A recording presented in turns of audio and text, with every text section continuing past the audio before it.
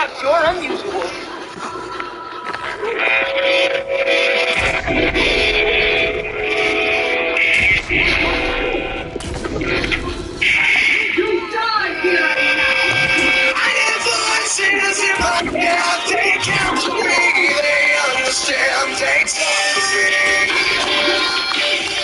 Part of what makes writing a song for a guy like Randy is his strength. What's up, bro? I mean, that's who he is. You don't know what he's thinking. But because of that, it doesn't give you a lot of information. I began thinking about, well, there must be a lot going on inside. And at first I was a little uncomfortable with this sort I want to talk to you, bro. of voices, but I wrote it on acoustic guitar, and I wrote it not as a rock song. I wasn't thinking a rock song. It was just sort of a dark, trancey.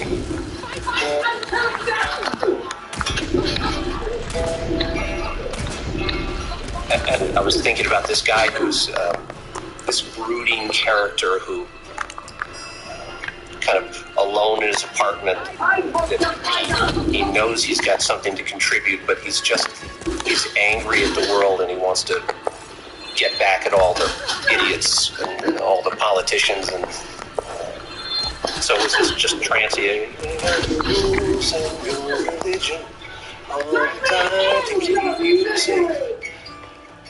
And just sort of goes on like that. But then I wanted some sort of emotional release for the chorus.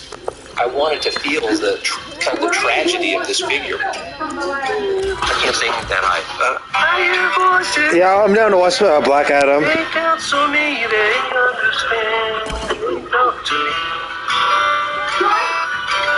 We tried. Steve Henry wanted to watch with us. So that was the style I wrote it in, and realized, of course, okay, we got to bump things up on the energy scale, and just made it into a big sort of rock anthem.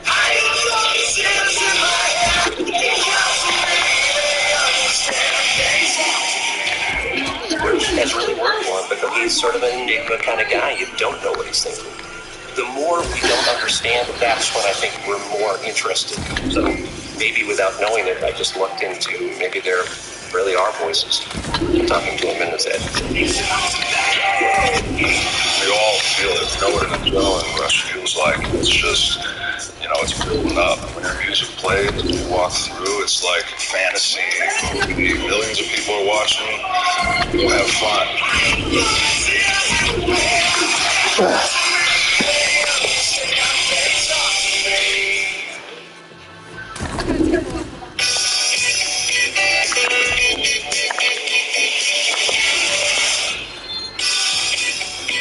The United States stands for an idea whose time is now.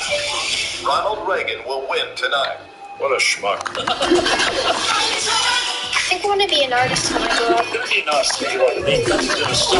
going to college. He'll have dinner with me if he plays his cards right. I really like your stickers. My stepbrother gave it to me. He's in the Air Force. That's so cool. You're not associate with heaven. What do you mean? Why? I think you know what I mean. My parents are sending me to my brother's school. This city. In an institution, you can be anything you want to be. It won't be because of a handout. It'll be because you earned your way there. Something's bugging me. What is it? Sometimes kids say bad words about the black kids. Oh, Dad, somebody from my old school. Did they ever come to your house? I think so. This is kind of giving me Last Boss feel. Do you think that's smart? Give me a second.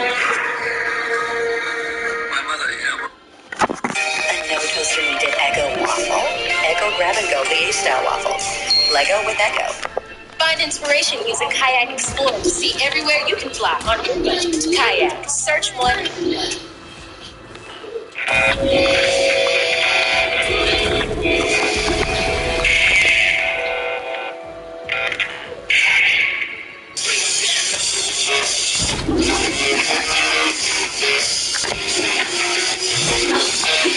This this was the thing that was unique about DX was I thought to have a long, teasing intro before we get to the music. The work with Chris Warren, the singer, did such a great job. I didn't know what I wanted it to be. Just to have something while I was working with Chris in the studio, right here, as a matter of fact. I just set up a beat just with the kick drum. I set it up almost as like just a metronome, so I'd have something in the headphones, and I had Chris in front of the microphone, and I was on the other side of the microphone, and I said, I'm just going to thinking of something, and I want you to say it in your incredibly cool, attitudinal, snotty voice. And I just started thinking of anything that was confrontational, break the rules. I just started saying, you think you can tell us what to do? You think you can tell us what to wear? You think you can tell me who to be? You think you can tell us? You think you can do this? You think you can do that? And I took kind of the highlights, put it together. You think you can tell us what to do? You can tell us what to wear? You think that shit's better? And then Break It Down, I stole from a later part of the song. Of course, I wrote it, just Break It Down, but he took it to this whole new level of screaming it. The basic groove is a funk groove. I don't know why. It's not really a rock and roll thing at all.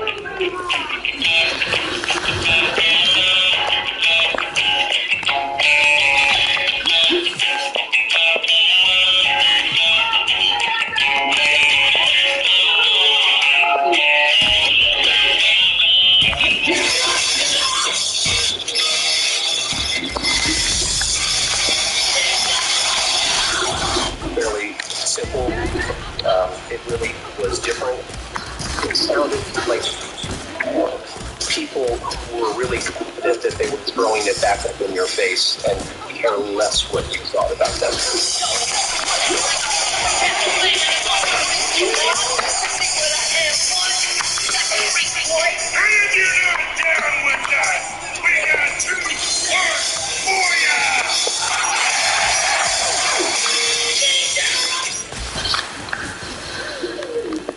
It takes a fight to be a full-time fan. There'll be good days, bad ones. When you love what you do, you'll never work a day in your life. The devil root for full-time fans. Root for those with a fighting spirit.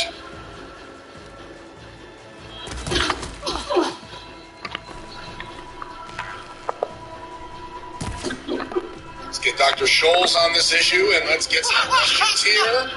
Send in, of course, I'll say it here at the top of the show, send in your questions or your song submissions to cornydrivethrough@gmail.com, and of course also on Twitter, you can send questions using the hashtag cornydrivethrough. Our first question, Jim. Yes, what is the first question from Charlie from Starkville, Mississippi? That's not our first question. Our first question is from Mitchell Harger to cornydrivethrough@gmail.com. Hope I'm pronouncing your last name correctly, Mitchell. Recently, Triple H said that Shane McMahon came up with the name D-Generation X. For years, it was rumored Vince Russo, most likely started by himself, came up with the name. Do you remember who actually came up with the name D-Generation X? Well, I thought it was actually Sean Gunner. But it's very possible it was Shane, and then but it wasn't Russo because, I think I was there when he heard this pitch to begin with. I think Vince McMahon told both of us, D-Generation X. Okay, I saw the play on words they were going for. They're degenerates. Generation X. It was something that Russo would like because it's something, straight off of Jerry Springer, but no. It was. I thought it was theirs, as I said, but they probably did. If he's admitting it, get it from Shane. Well, there was a band, and it was a New York City band, D-Generation, or in that period of time. Well, there you go. Because where else would you find a white millionaire kid from the suburbs of Connecticut rather than in the underground New York music scene? So I'm sure Shane was keeping up with all that stuff.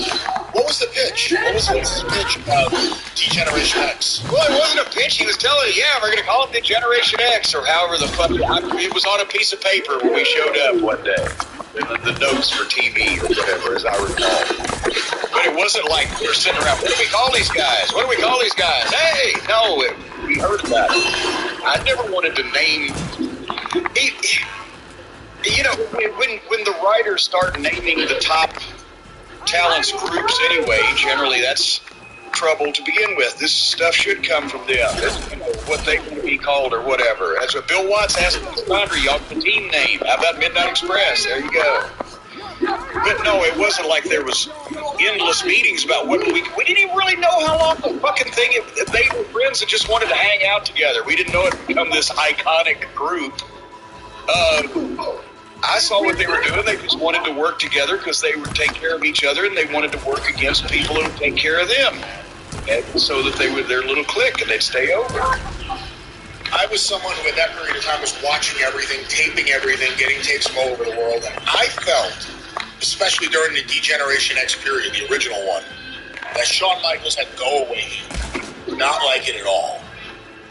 No, it's just the constant shit. Whether, you know, what was the time where he stuffed his pants, and then while JR was in the ring trying to interview him, he just kept jumping up and down, sticking his phony padded crotch in JR's face or whatever. You know, that's what got them over at the expense of the rest of the program. It's sort of like the Young Bucks today. When you let guys hijack the show and do shit that nobody else is allowed to do or ever should have been allowed to do, make it all about themselves and just wink wink, then they get over at the expense of the rest of the program. It was apparently what happened with the Young Bucks and their ilk, their crew in Ring of Honor. They hijacked the program, did a bunch of goofy shit, got themselves over, and it said see you later, and now how do you follow that with wrestling again? You know, it's interesting, too, because I'm not a big fan of the Bucks, as many probably realize by now. No! I'm shocked. But I especially didn't like them for a long time. I thought it was so lame. I couldn't understand why anyone thought this was a good idea. They were doing the suck-in, like the crotch chops and the click hand signal. It has nothing to do with Degeneration X or the click, but it's like, that's someone else's shit. It was so lame to me that they were copying this stuff from 20 years ago. And it seemed so lame. And the whole too sweet thing, the too sweet me, with the man thing. And, you know, it's like, that's last 20 years ago. I was doing the promos where I said the clique was like the fucking boys club in a treehouse. You know, no girls, G-U-R-L-S. Only in this case, it was no outside talent that doesn't suck up to us allowed in our little clique. They were trying to keep the top spots. And Vince was letting them get away with it and doing that childish bullshit. Jerry, that fit right in with what they wanted to do. Jerry Springer show shit. That's where the fucking South Park parody of fucking wrestling just aired again on Comedy Central here last week or whatever. You know, it just that bullshit fucking that got them over, and they fit right in on it. And a few of the other guys, you know, but at the expense of the rest of the roster and integrity of the program, the credibility of the program. And that's another thing that they haven't recovered from. You know, everybody was when the Attitude Era. It wasn't the biggest era for success in the history of wrestling to this day because it was so great. It was because it's the biggest success period in wrestling to this day yet because it was so hard to fucking recover from the Attitude Era. It's not been possible to recover from that yet. The good, the Steve Austin and The Rock and the fucking Undertaker and the heavy stuff at the top of the cards that was really drawing and the personalities were over and the Goldberg hot streak or whatever. That's one thing. But all the damage done with stuff underneath and the constant fucking expose of everything and not only that, but the mockery of everything being silly and fucking, you know, winked at, and the constant mind-numbing amount of angles and the constant. But maybe that's exactly what I wanted. Cows.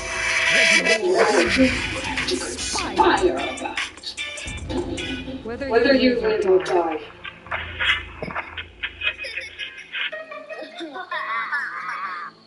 In Jim Johnston, that's a name I know many of you are familiar with. Jim Johnston spent 32 years on a handshake deal, working for Vince McMahon and WWE as their music composer. And in 2017, that 32-year run came to an end by their decision, not his. He was the music guru for basically the entire length of my fandom. All the major eras, the Golden Age, when he first came in, the New Generation era, the Attitude Era, Ruthless Aggression, responsible for some of the most iconic themes of wrestling history. He gave an interview to Lucha Libre Online and had this to say about the current era of entrance music in WWE. He said, while I told you before this interview that I don't do trash talking, the closest I'll get to being critical is that absolutely I want to slap Vince upside the head. The music is so bad. These days it's just sound effects and noises and stuff. It doesn't have anything to do with the characters and the storylines anymore. That is the essence of this business. That is currently lost. I don't get it. I hate to say this, but there's a certain satisfaction that the music now is so bad because it makes me feel better about what I contributed. It does make me feel bad for a bunch of the wrestlers because without good music, you cannot become a big star. I don't believe it is possible. The music is just like a score in a movie. It's what leads the fans' emotions. It is a very visceral, very deeply emotional connection. That's always what I went for. Now that is what is missing. To be fair, Jim Johnston was not exactly knocking it out of the park his last few years either. And CFOs were not terrible. They did crank out some really good themes for Shinsuke Nakamura. That probably was their best one. Bobby Roode, Finn Balor, Sasha Banks, Asuka. And now we don't even have that in some cases. I mean, they still use some of the songs, but in other cases we don't even have that because there's some rights issues that are involved. I think with the publisher, I think WWE only owned about 50% of all of the CFO's songs, and so they have started phasing a lot of those songs out or tweaking them in some way. You know, hence the issue with Keith Lee's old music. He had to go and have new music recorded. He surrendered to our CFOs is not even together anymore. The band members, they disbanded last year, so there isn't no CFOs anymore anyway. But now, this is not to say that everything that Jim Johnston has produced over the years has been gold, because it hasn't. You know, even towards the end, it was not his best stuff. But I would argue that his best work is absolutely iconic. If you are a wrestling fan, if you are a WWE fan, his best work is absolutely just iconic stuff, and he is totally 100% right about the importance of having good entrance music. It can make or break a character. I'll see you back at face. And I'll give you an example. This goes back to CFOs. Samoa Joe. When Samoa Joe first walked out and debuted on NXT television, about probably 6 years ago now, I think it was. If you remember, when he first walked out on TV, when they hit the first chords of his music, it sounded great, and then it transitioned into the main part of the song, and I laughed hysterically, because it totally did not fit this man's character, it did not fit this man's demeanor at all. It's like, where did that come from? Maybe they didn't have a lot of time to put that music together. It was like a temporary placeholder because they weren't aware of his debut until the day before. It's the only thing I can think of. But if he had kept that music, it would have killed him. Every time he walked out, now Joe was good enough, he probably could have overcome it. My God, if he had kept that music as is, it would have absolutely killed him. It wouldn't have. Unfortunately, I have done it as well. Wrong. I don't think it's fun for me to do this. Going nowhere, that's why you got smacked, cuz. You tried to be the crawl, nigga, wasn't going nowhere, nigga, spinning right there in the street, so. Oh, shit, cuz, goddamn, shit, soda, cuz. Hey, cuz, we got the goddamn minutes of car here, so. What the fuck going on, cuz? Only in Cleveland. Why would I do that? Because I'm not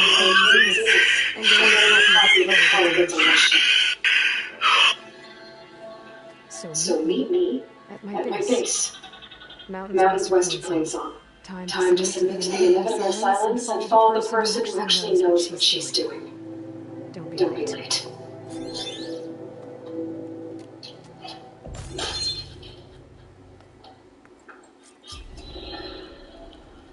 Tilda, you there?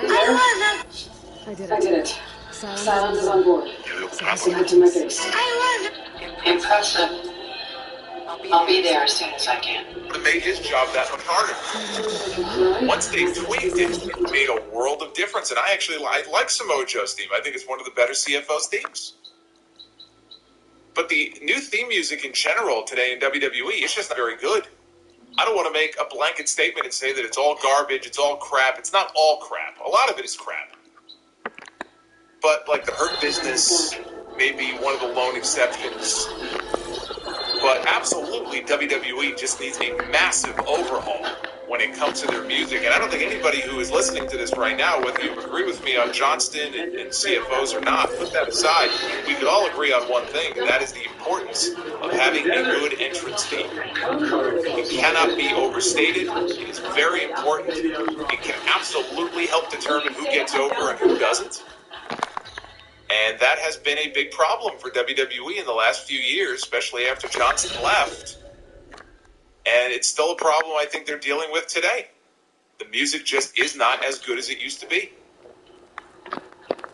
And during the week, some of you may have missed this, WWE posted a photo on Instagram from the last week of Murphy confronting Seth Rollins in that backstage segment a week ago where Rollins just wouldn't even make eye contact with him.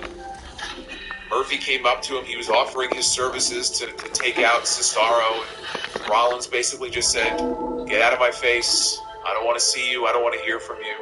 And Murphy walked away. So they had a picture of the two of them backstage from that segment.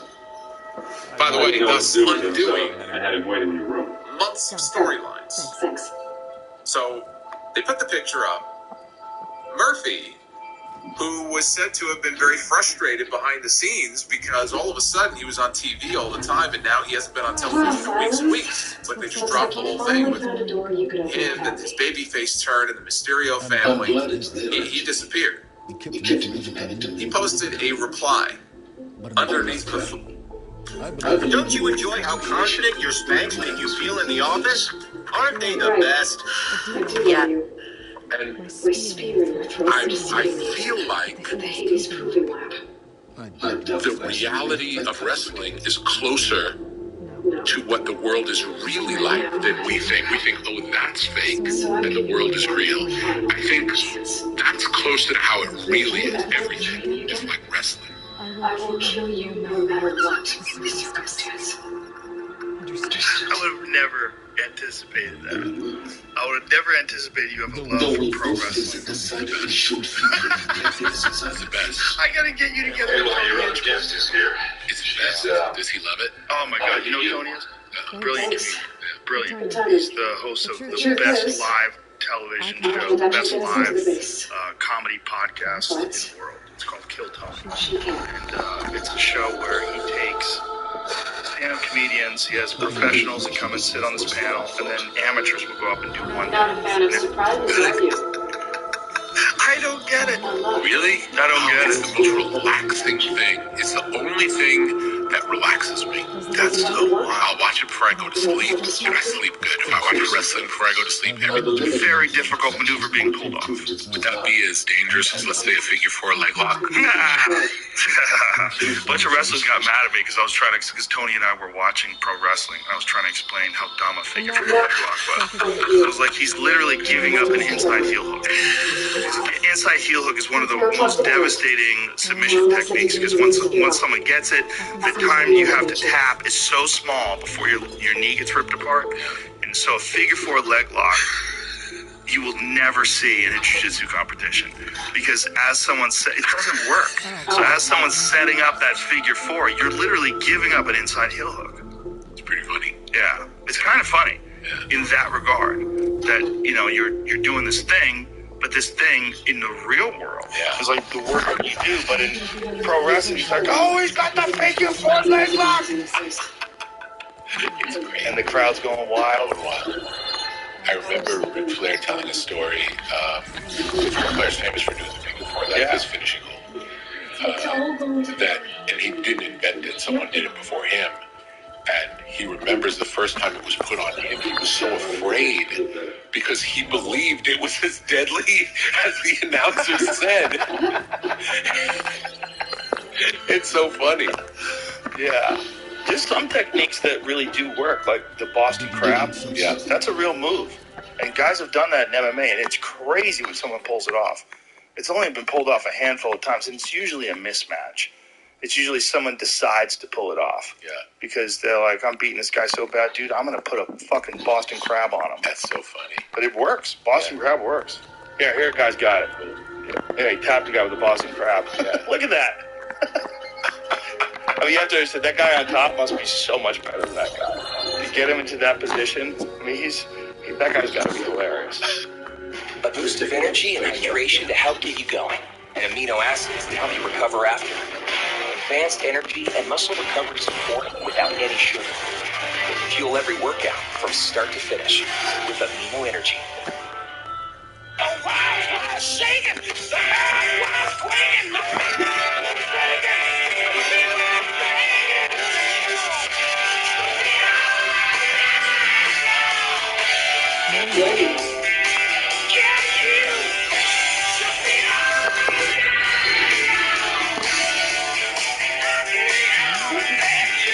Get 5 boneless wings for just $1 with Reservations used to secure silence is The Joe Rogan Show. I can remember being in I've been thinking about this Def Jam happened, and we started having a lot of success putting out music still locally at NYU. Wasn't it? Labels would come around and want to be involved in one You're way right. or another. Work And together one label asked, it's like, what do you attribute the success of this to? After all, it's not music. Now, these are people in the music business are wooing us, wanting to work with us, and they're telling us they don't hear it as By my music. 30s, I was starting to wonder if that was my favorite. That's today, right? No. Now it's the world has changed. The world has changed. We kept running into each other at conferences. We'd have coffee, and at some point it became drinks. I thought it was just shop talk, an exchange of ideas, but then I was surprised at how much I looked forward to seeing her. Soon we were flying halfway across the world every other week just to meet up. For the first time, I didn't feel lonely. I could imagine a future where I wasn't. I think Liz felt the same way at first. She had lost her mother a few years back. I felt a void for her. I know I did. But as time passed, it seemed as though she wanted less, and I wanted more. And so we ended things. So how can we restoring Elizabeth's dream? It's what? A second chance, yes. I made a mistake leaving Earth while Liz stayed behind. I should have done it. So when I saw you, a woman who has carved her own remarkable path, beyond even what made Liz a phenomenon, I knew I had to help you. To do right by her. I am. You're losing something. I know what that's like. What are you losing? Time. You look troubled. You look troubled. I am. You're losing something. I know what that's like. I've wondered that for What are you 1,000 losing? years. She was visionary. Time. She cared so deeply for the world. I say to you, love your enemies. And pray But it also felt like she kept everyone at arm's length, including me. She never wanted to share her burdens. I think, in the end, she had a core that she never let anyone be part of. Sometimes I wonder if anyone really knew her. I found a recording of you and Elizabeth back in the proving lab after Farzineth's attempt to steal Gaia. Yes. A most unpleasant conversation. She said something after the call. I think she regretted how things ended between you. Did she? All this time. Thank you for telling me. I've always hated that those are the last words we ever said to each other. And that her last impression of me was as a functionary of Farzine, not her true you.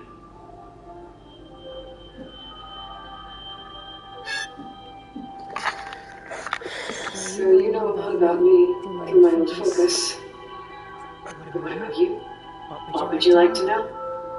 Well, start with your life on Earth. When I was 8, terrorists flooded my home city. Thousands drowned, my parents included. I was one of the few who survived. My guardian sent me to boarding school. Among my peers, I was the stranger, the orphan to be avoided. All because of circumstances beyond my control.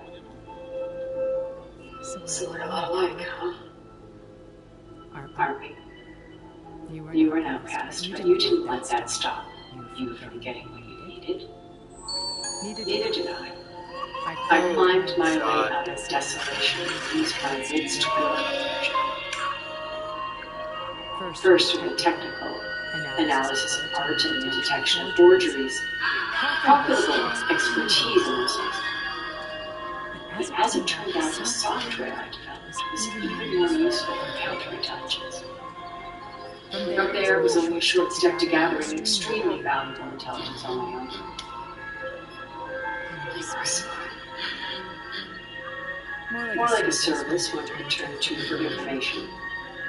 I had to remain anonymous to protect my privacy. But despite that anonymity, Farzine inevitably sought me out.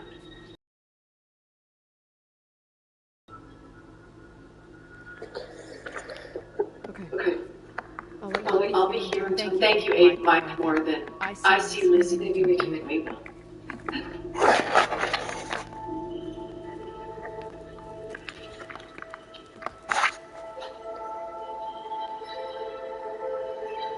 Thank you!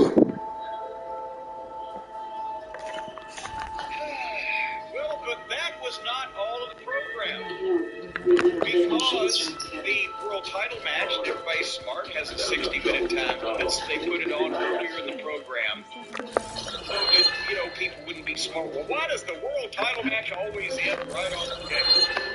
But now they have 30 minutes left in the show. And while that's a good idea to put the title match on early in case it would go longer, you got to have something else to put on afterwards. So they come back after Bryan Danielson versus Chris Jericho with Toni Storm and Hikaru Shida against Britt Baker and Jamie Hayter.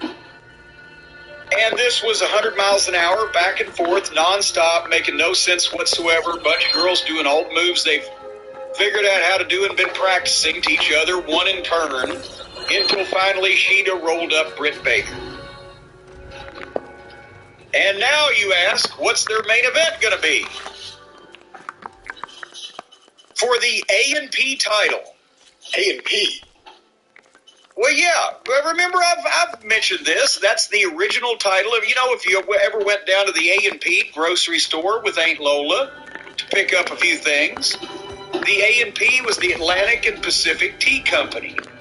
When they started the 1800s, and then they grew into the A&P grocery giant.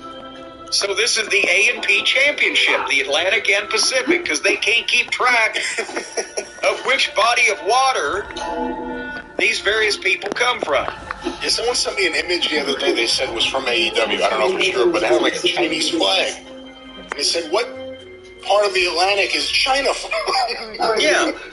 So it's the A&P title. And the A&P title was going to be defended by Pac against Pockets. We all know what's at stake. And I can't tell you how many people on Twitter that when I got up the next day and I turned on the Twitter machine, says somebody checked on Cornette. Is Jim Cornette all right? They put a title, they put a championship on Pockets.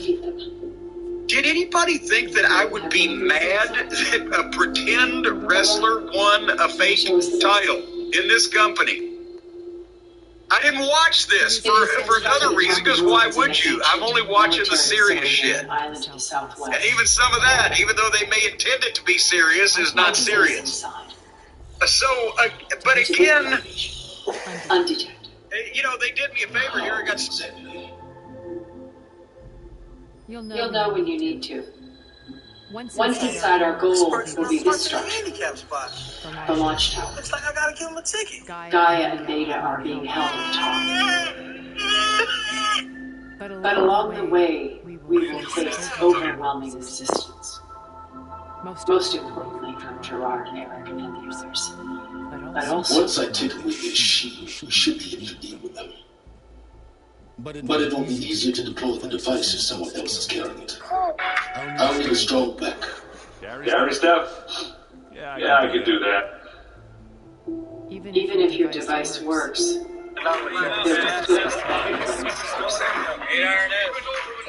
Only the other army to fight. I've got Do I need this raw or cut it? Cut. All right.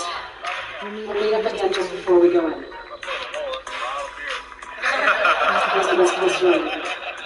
On the coast, just across from the island.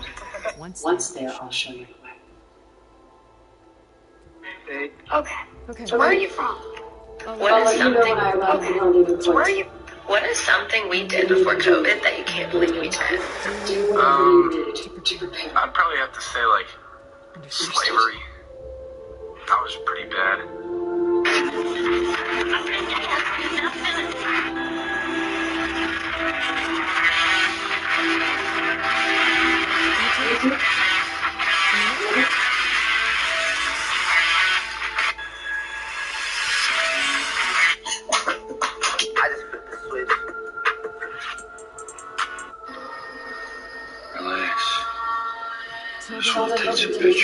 You'll slice the golf ball, do this. On your downswing, visualize the blood of the club traveling outside that into slicing like a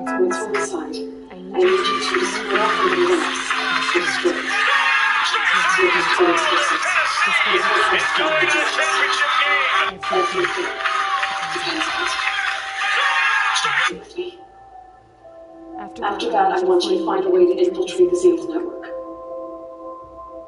How? Go over all the data that Beta left behind. She knew how to do it, I'm sure of that. All right. But why? What am I trying to do? Find information about Zeus. Anything Tilda's not telling us.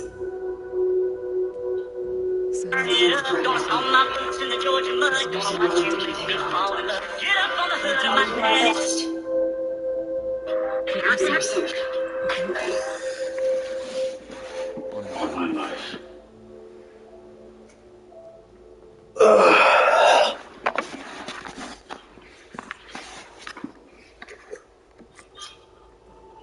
Shocking to me. There's the ball in right field. She's coming in. I'm sorry, bro. You gotta stand up or something. You almost knocked me over, Bookie. Here you go. You were so good, think about it.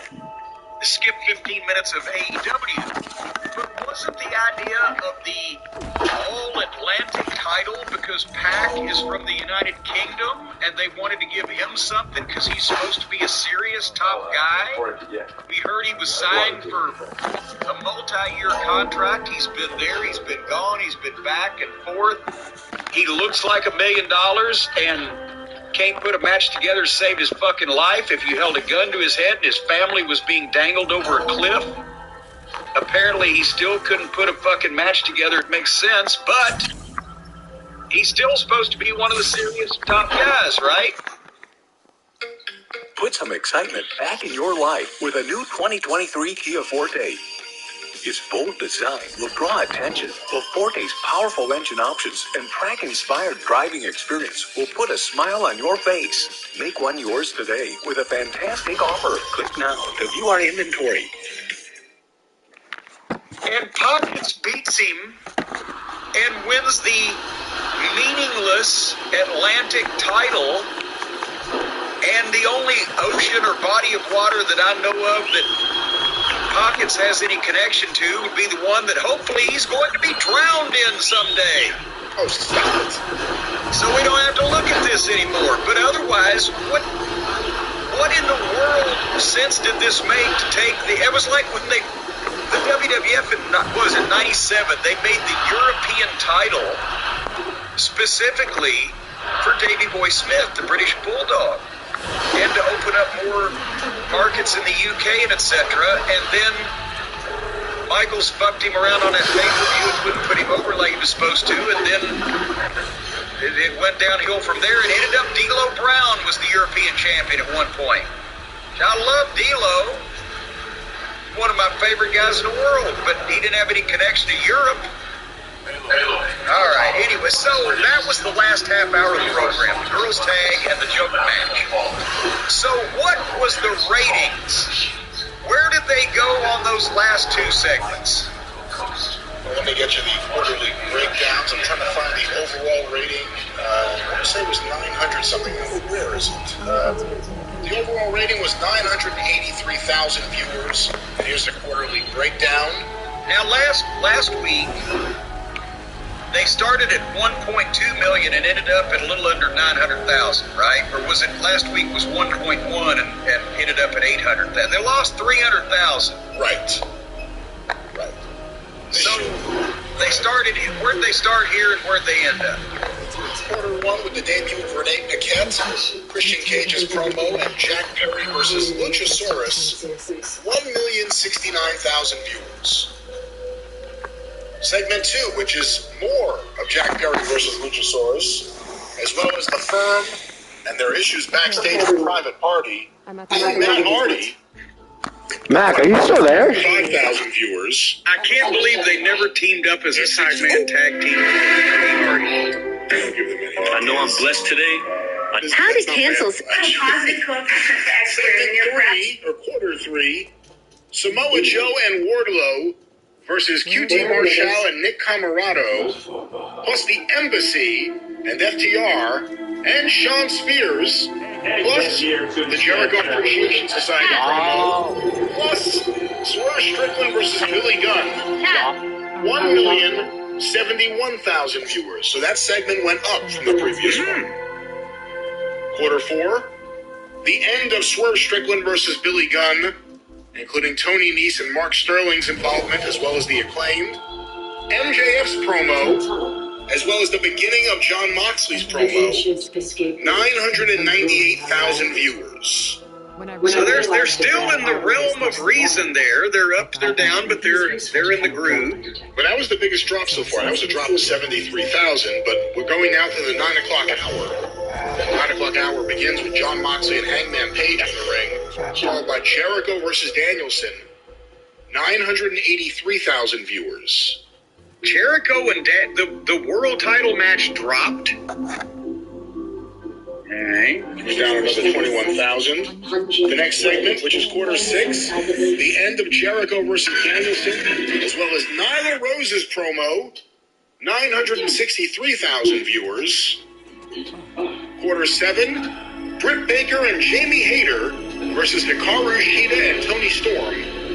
879,000 viewers.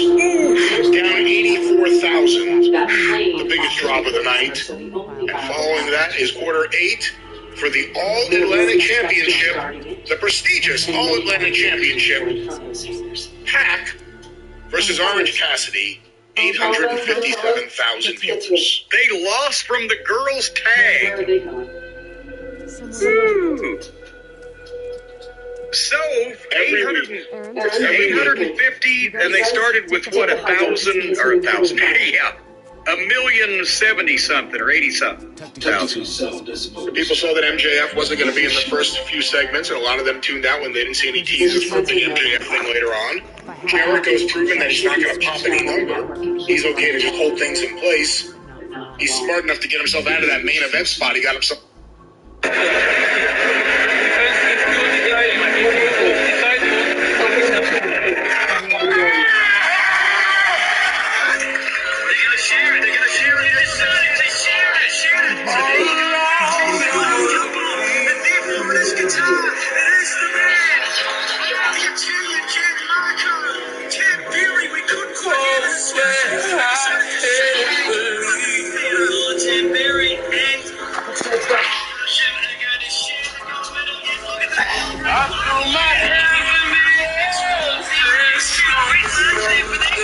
Into the launch tower as quickly as possible. I'll do my best to conceal our intrusion. And then Orange Cassidy versus Pac. Listen, you don't like Orange Cassidy. I'm not a fan of Oh, he's in the end game now.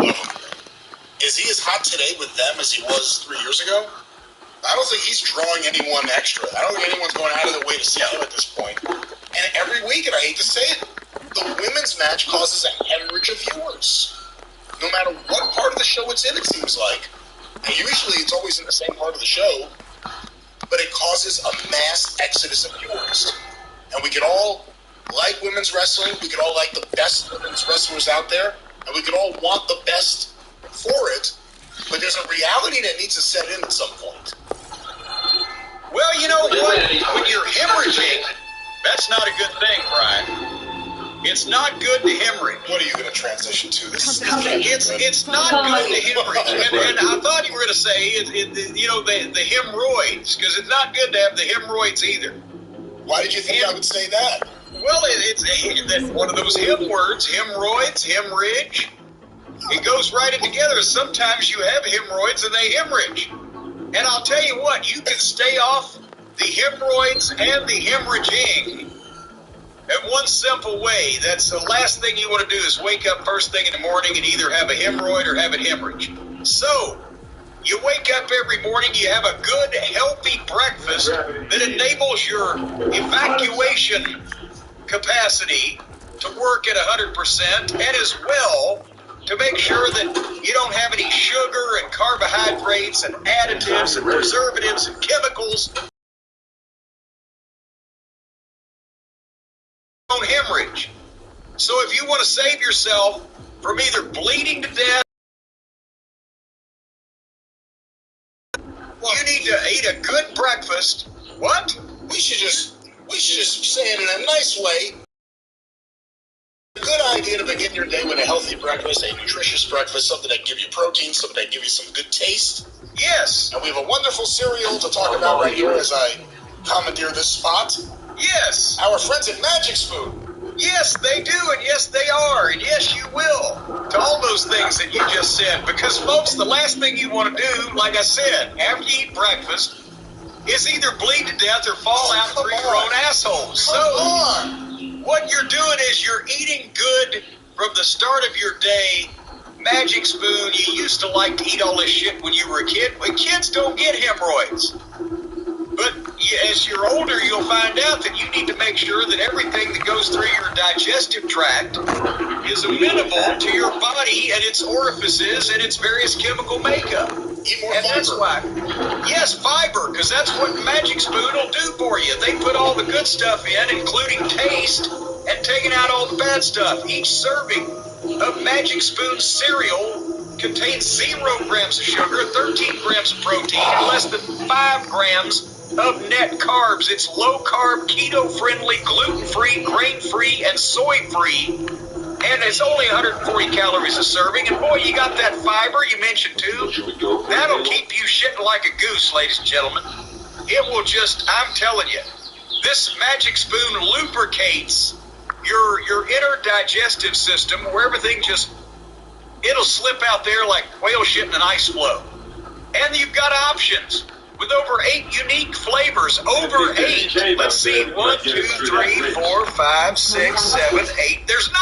That's over 8. Cocoa, fruity, frosted, peanut butter, blueberry muffin, maple waffle, honey nut, cookies and cream, and cinnamon roll. And they all taste great like those classic cereals of old without all of the gum in it. So whether you like the flavor or the texture, or whether you like the fact that every time you eat this, why, it's just like an evacuation, a fire hose coming out of your anal orifice with all of the bad ingredients that have been stored up in your body for who knows how long. You know that sometimes bits of undigested meat can lodge themselves in your colonic tract and be there for years? Ladies and gentlemen, what he's trying to say is that different people find different things entertaining. But what you don't have to worry about, and I can't believe I'm going to say this, is any unusual usual defecation. It'll be normal defecation. You won't cause you to have any pain. Well, it's the same with fire coming out or anything else. Like a fire hose. You don't have to worry about this. You just have to worry about a nice breakfast. Isn't that right, Jim? That's right. Just don't bend over in the kitchen. You're liable to knock glasses off the kitchen table. No, you won't, unless there's an earthquake. Well, it'll sound like an earthquake when you let one of these fucking parts rip after a big old bowl of Magic Spoon, folks. It gets all of the bad stuff out of it. It gets the gases and the chemicals, and it'll just be flushed from your system. Normal, healthy farts. Yes, that's what we're looking for. We're trying to get you away from where you are now, and that's with Magic Spoon. So here we go. Alright, so go walk out the door. Just turn around now, you're not welcome anymore. Go to magicspoon.com/Jim and you can get a custom bundle of cereal and try the magic for yourself. You will think that David Copperfield has woven his magic wand over your anal orifice and blessed it. Stop it! What are you doing? Because you'll feel good. Does he have a magic wand? Yeah, David Copperfield, he's a magician. He uses his hands not the Dickens character, but the magician. Is he a magician or an illusionist? Because there's a difference. Well, and sometimes he can be a pantomimist or a flautist. You know, if you don't like this Magic Spoon, for any reason, they will refund your money, no questions asked. There are better people than me. I'd be asking a lot of questions. I'd crack down. There are some parameters you have to follow. You have to submit a financial statement proving that you need the money. And also send in your last 3 months bank records, your last 2 years income tax returns. But once they evaluate your financial profile, they won't be doing that. So remember, magicspoon.com/Jim. Use the code Jim to save $5 off at checkout for the custom bundle of any of these wonderful flavors. And it even makes the bathroom smell good afterwards. Every time you take a poop in the morning, your whole bathroom will smell like cookies and cream, cinnamon roll, or maple waffle. We cannot promise that, and Magic Spoon doesn't promise that. And if you have midnight snacks, your whole bedroom will smell like Honey Nut. magicspoon.com/Jim. Use the code Jim to save $5. Thank you, Magic Spoon, for the time you spent with us. It was a good run. What emissions or evacuations are you performing over there at the Wrestling News /Arcadian Vanguard /605 headquarters this week? Well, of course, we're covering all the news on the Wrestling News every day. Free Wrestling Daily Newscast every morning. Go to thewrestlingnews.com or look for Arcadian Vanguard's The Wrestling News wherever you find your favorite podcast. Hey, did you fall asleep in the middle of Raw? Or perhaps you fell asleep in the middle of Dynamite? Did you forget Rampage existed? Did you hear someone die? You don't know who? You want to know the ratings? You want to hear all of this with no spin? Check out the Wrestling News today for the first time ever. Wrestling News. Just the Wrestling News. That's it. No clickbait, no paywall. Just the Wrestling News. Also want to make mention of the other fine shows on the Arcadian Vanguard Podcast Network. Get information about all the shows on Twitter at Super Podcasts, or on Facebook at facebook.com/Arcadian Vanguard. A few notes here. The latest 2 episodes of Stick to Wrestling with John McAdam have been a look at Smoky Mountain Wrestling, including Scott Cornish on the show talking about Smoky Mountain Fan Week with John, as well as a look at the promotion. What do you think all these years later? Podcasts still dedicating their time to Smoky Mountain Wrestling. Well, I'd like to thank all of the current wrestling promoters for being so uninteresting we have to go back 30 and 40 years. Did you ever think back then in the midst of all of it, and again, there was a lot of crazy shit happening all around during Smoky Mountain Wrestling, but did you ever think about the idea that people 30 years would be looking back at what you did, that it is a legacy, it is a body of work that's yours? You know, at the time, not so much, because obviously we were just struggling to get the next week done. But at some level, I knew because I wanted to do what the other territories hadn't, at least with video, and that's keep my TV shows and keep most of the, you know, major events and etc., which so many other promotions had not kept their libraries of TV shows or whatever. So I knew that I was going to be watching it 30 years later, like I was watching all the tapes I'd already collected. I didn't know whether a ton of other people were going to be or not, but I'm glad they were. And as we've talked about, it holds up because it's wrestling. It's not tied to any time period. It's not the 90s grunge like ECW, or it wasn't tied to a ridiculous amount of pop culture influences. It was wrestling with wrestlers and personal issues, which, as we know from the sign over Jerry Jarrett's desk, personal issues draw money. We'll hear more about Smoky Mountain Wrestling on Stick to Wrestling with John McAdam at McAdamPod.com, or look for Stick to Wrestling with John McAdam wherever you find your favorite podcasts. And of course, the 605 Super Podcast, The Mothership! Thank you to everyone who's been going through the archives. It's kind of surprising sometimes to see just how many people are still checking out the old episodes of the 605 Super Podcast. More to come. Go through the archives at 605pod.com. Look for the 605 Super Podcast wherever you find your favorite podcasts. The Mothership.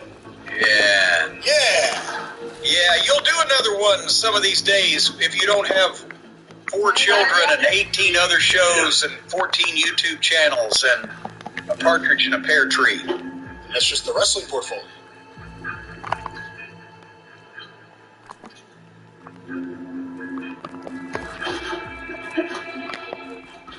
Real life is more than what you see on TV. Them twists and turns, rough roads, and smooth sailing. Sometimes a little bit of both. At Miles Review, we offer auto, home, and business coverage designed to help the Massachusetts community with whatever comes their way. Because what matters most to you. You've got one promotion that's very, very strongly into, we're going to script the shit at everybody. These 40 writers need to earn their paycheck. And like, if you're a Kevin Owens, maybe they'll let you do whatever you want. But in general, they're going to script the shit at everybody. Then you've got this other promotion that arose as an alternative to the first promotion. And so their philosophy is, we ain't going to write shit for you. You're going to go out there, you're going to sink or swim. Sometimes they even go out there, and it's not a shoot, but like sometimes they're out there and the other guy doesn't know what the other guy's going to say. As we learned from CM Punk and the Hangman, there's a middle way. If you come from WWE and for a decade you were scripted practically word for word, I don't think that you need to be thrown into the deep end and just go out there and wing it. There should be some sort of middle ground where if you're used to one way, well, we got a guy that'll write for you. And he'll write some promos or hit some bullet points or whatever, and we'll ease you into not needing that guy.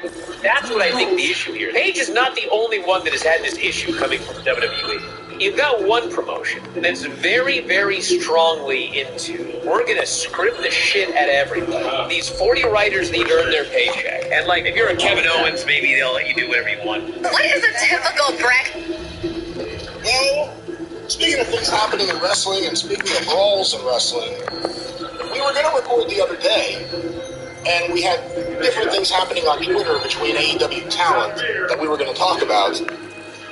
We recorded today, we're all recording right now, I should say, and a lot more has happened. It's only gotten better. Sammy Guevara and Andrade. I don't know how we even begin talking about this. When did you first get wind of everything going on here? Well, I'll tell you, as best I can recollect, Counselor, I sound like I'm testifying now.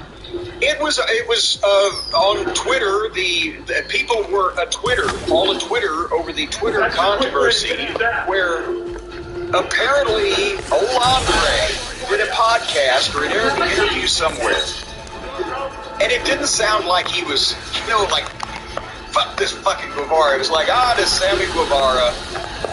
He said he went and complained to the locker room like a little girl that I was too stiff with him. Hey, John Cena didn't complain, and this guy didn't complain, but Sammy Guevara complains about me being too stiff with him like a little girl. that was about the most inflammatory comment that, at least from the transcription that I read, that Andre said about Sammy. Well, he did indicate that Sammy was the one guy he had any issue with. He pointed out that I have not had an issue with Omega. I have not had an issue with CM Punk. Only one person, Sammy Guevara.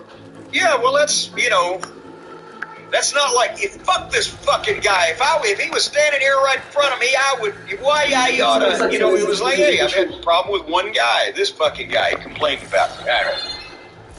Well, Sammy decided to kick it up a notch on Twitter, and I can't quote it chapter and verse. I think you have it in front of you, but he basically significantly said, hey, motherfucker, fuck you.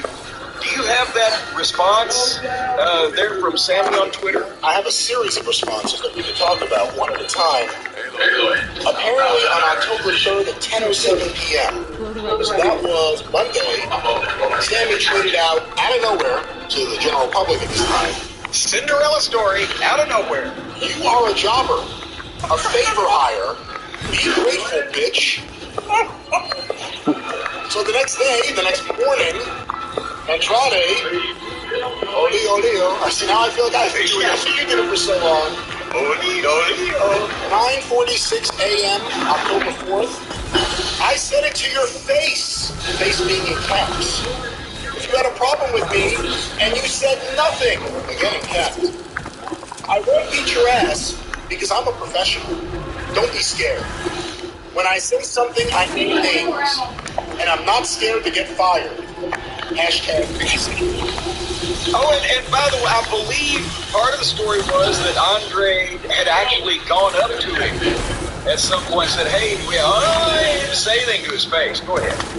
Let's also talk about another angle of this before we go forward with the tweets, because this is a big part of it. The idea that it's now out that people know, but people have known for a while, it's just now out there. There are a lot of guys who want to go back to WWE that don't want to be there. They see what's going on in that locker room, and whether they deserve the push they have or not, they certainly want to go back to the WWE system as opposed to everything that's happening in AEW. Again, Andrade may not be someone you go, oh, what an amazing talent, this is came back. But in his head, he doesn't want to be there, allegedly. I think we're in trouble. You want the best for your local business. Like the full range of lending options. And that's why, allegedly, people have been saying, including Sammy, I'll keep trying to get fired so you can go back to the WWE. Well, Sammy responded to the previous tweet from Andrade 10:57 a.m. on October 4th, so about an hour and 10 minutes after the previous tweet. Sammy gets up a little later. You didn't say shit to me, you liar, but here's some truth, you ungrateful prick. You would be jobless if it wasn't for your dad-in-law. Are you really mad at me? Or mad at yourself for failing to get over for a second time? Second in caps. Ooh, just go back to WWE like we all know you want to do and fuck off. Very you agreed and rejected. Wait a minute, hold on. A large order of fish heads, please. So that was Sammy's response to Andre saying, I'm not scared to get fired. Andrade Olio. And here's his response. Okay, I'm a liar. With an emoji of someone laughing so much they're crying. See you on Wednesday. 2 exclamation points. I'll tell you to your face again. 3 exclamation points. And nothing you say that you do not have any problem. See, this is where there's sometimes a translation issue. And nothing you say that you do not have any problem with. At this point, well, he told him. The third party jumped in. Jose, the assistant, at 10:51 a.m. I was there and can confirm this incident happened. Andrade gave an honest interview about his thoughts on AEW, his upcoming Rampage match with his AEW career on the line, and more. Good thing no one in AEW can translate Spanish to English. Uncensored, all in caps, with a emoji of someone covering their mouth. And that's another thing. Did you realize he had a match coming up with his career on the line? Against number 10 of the Dark Order, whose mask was on the line? Yeah, apparently now they're going to try to rehabilitate number 10 into some type of legitimate, well thought of talent by popping his mask off because he looks so stupid and he's number 10. But they put him just instead of just having him go away for 2 weeks, come back, take the fucking mask off, and start fresh. They booked him in a mask versus career match with Andre Olio. And if anybody thinks that Andre was going to lose that and retire, well, but just that was supposed to be on Friday. More on that later. Well, one final tweet here. Ricky Starks chimed in, and I think he spoke for a lot of people. Man, can my co-workers just shut the fuck up for a minute? And Jim, let's talk about this, the Twitter exchange over a couple of days, Andrade and Sammy Guevara. Well, again, I'm here. I guess it's the generation that Sammy's in. He thinks that that's an appropriate thing to do is to... And I mean, I've jousted with many people on Twitter, and everybody fucking jousts with people on Twitter. When somebody's in goddamn Auckland, New Zealand, or Swaziland, or you don't know where the fuck they're at, you see they said, so, well, here, fuck you, motherfucker, but you work with this guy. You're going to see him every week at TV. It's one of the boys that's in the locker room. And you choose, instead of calling the guy up on the phone, if you're that incensed about what he said on an interview, which basically was that Sammy's the only guy that ever said that or ever complained about him being too stiff or whatever.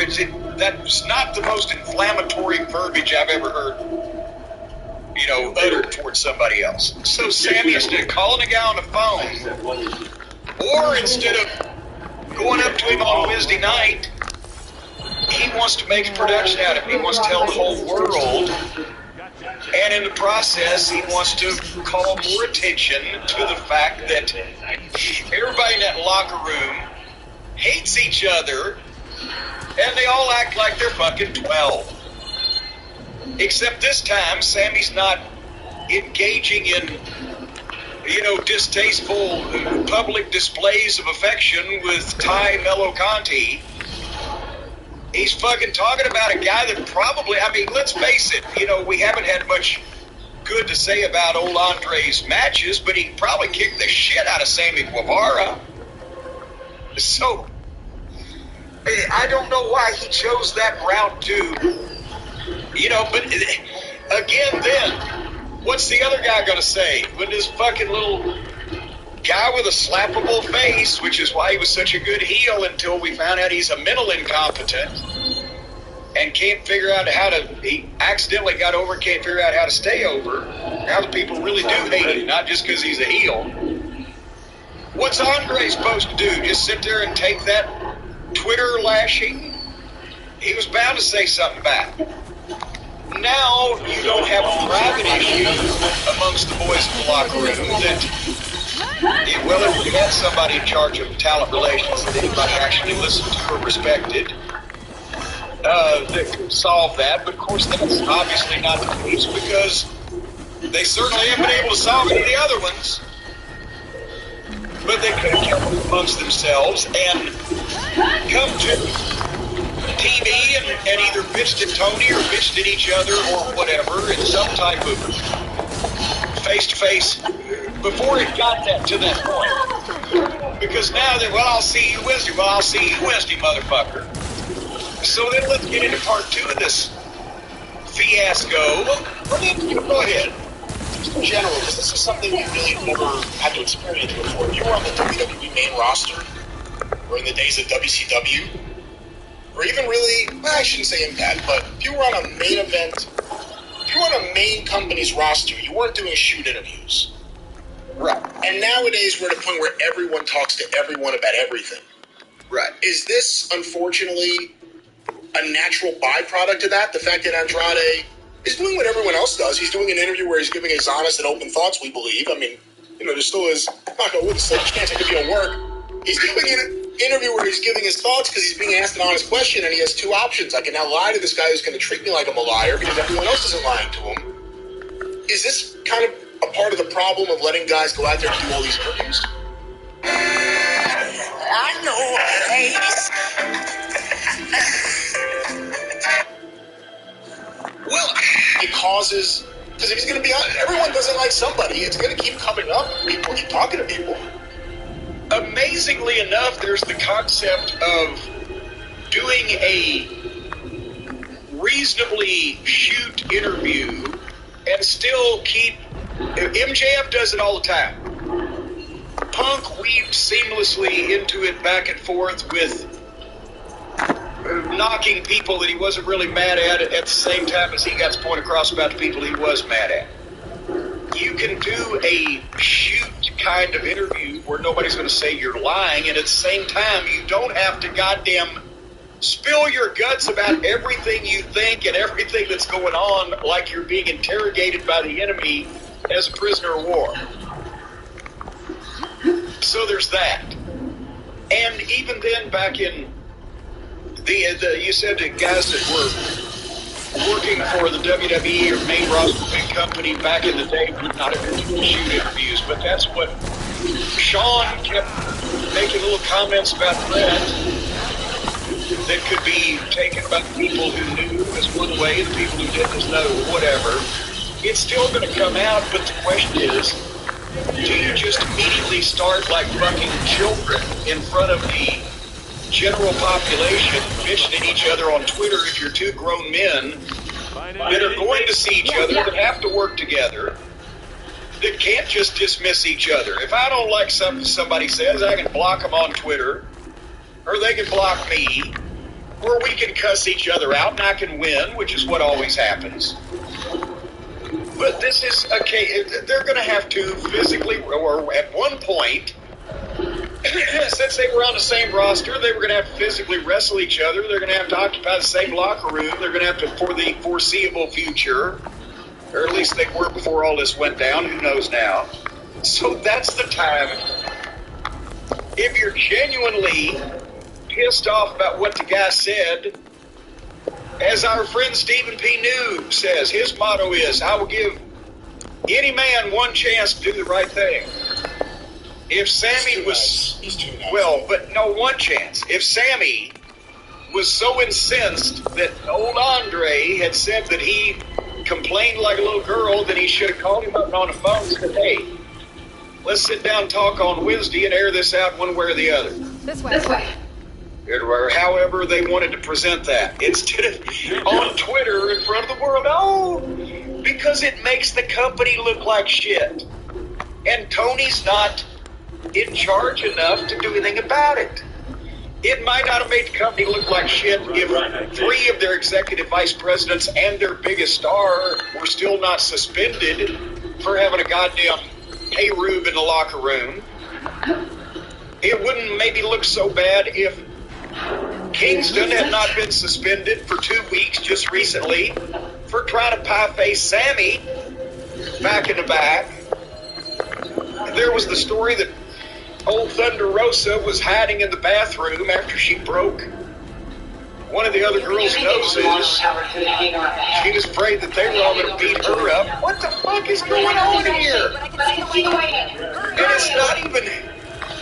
Here's the thing, it's not even like in the old days when Sean and Brett might get in a scuffle, or Nord and Butch Reed in Oklahoma City, or guys that were well matched and give you a good fight. It's goddamn ridiculous. Half these guys can't fight to begin with. And with the matches ought to go on as practice in the fucking locker room and put the shoot fights in the ring, and the TV ratings would go up.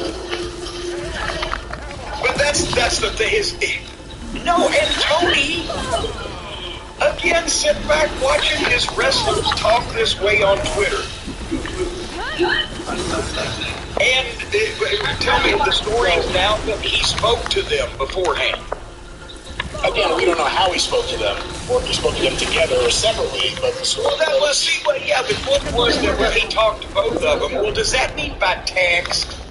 Were they even in town on Tuesday, wherever they were supposed to be by that point? Did he gather them together? Obviously he didn't. Because apparently it sounds like the first time that they saw each other face to face was back at Wednesday TV. So go ahead, read the Zabada. Well, here's what was reported on the Wrestling Observer newsletter website. Following the back and forth on Twitter this week after an Andrade interview where he said he had an issue with Guevara, Meltzer said both men were talked to Tuesday and were told no fighting or else both would be sent home. No, wait. Hold on. Okay, Sammy Guevara, Andre Olio, please go to the principal's office.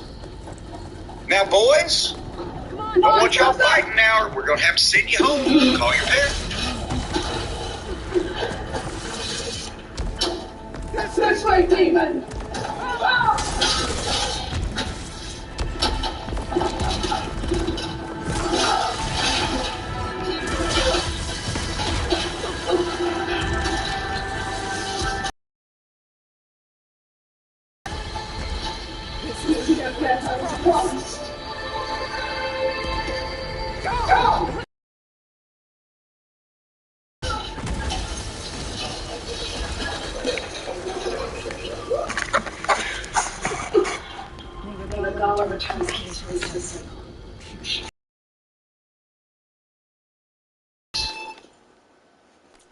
At least she's on the moon, too.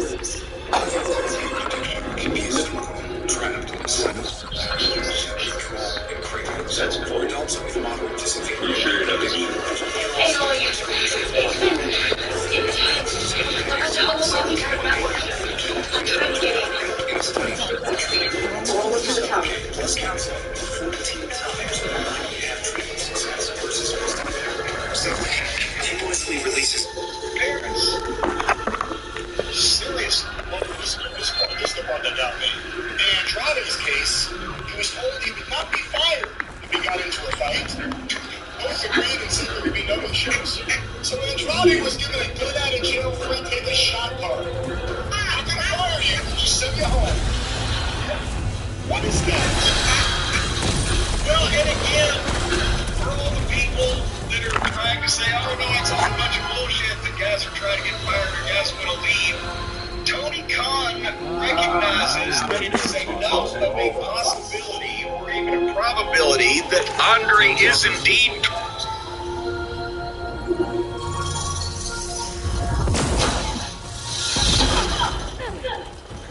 Silence.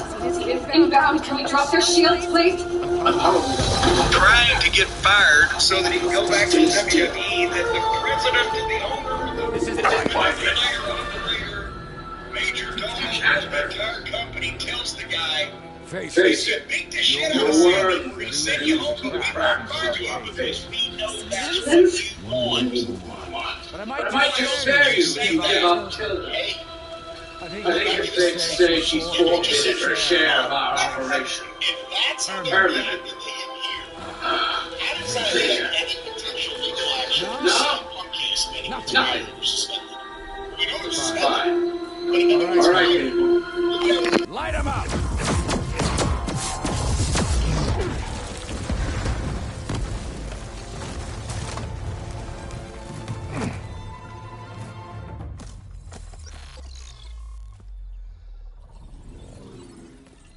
Are we supposed to be scared?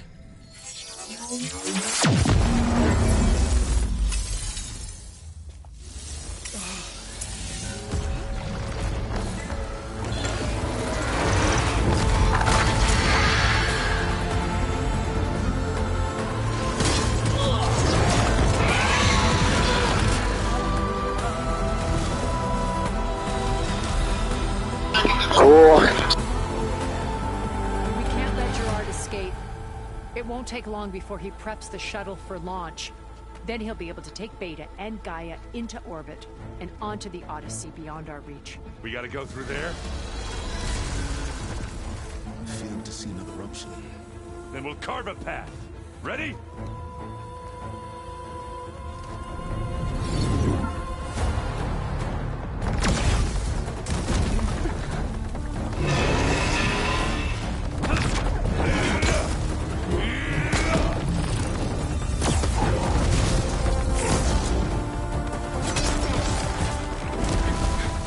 top and secure Gaia. I'll stop Gerard.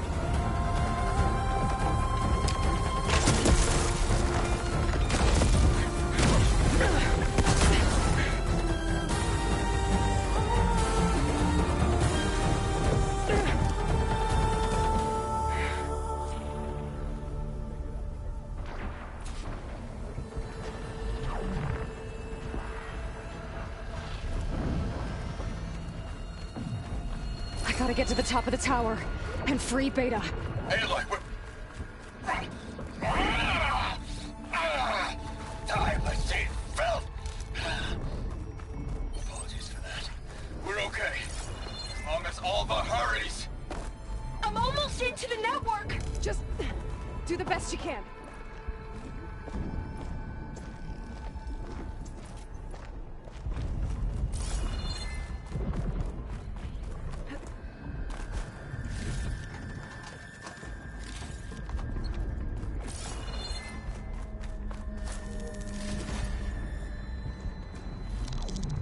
Okay, an elevator. Promising.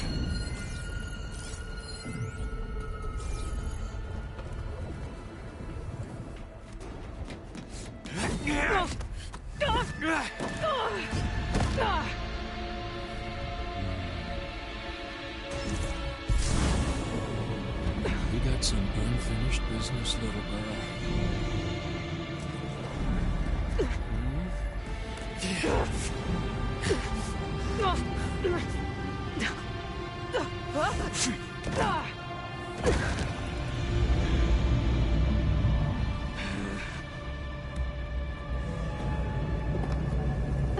I don't need a shield to take you out. Trust me, you're gonna wish you had one. You ready, little mouse? Oh!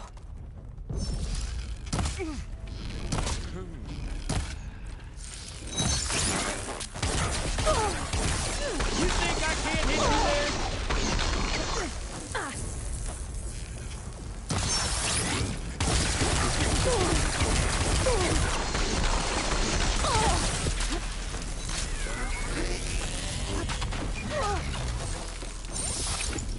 I'm taking you down!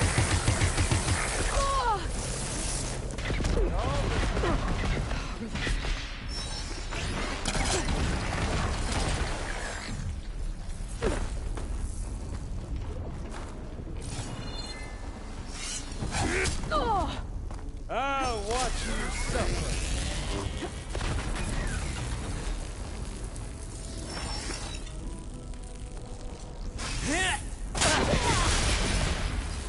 Not much without your shield, are ya? Yeah! Oh.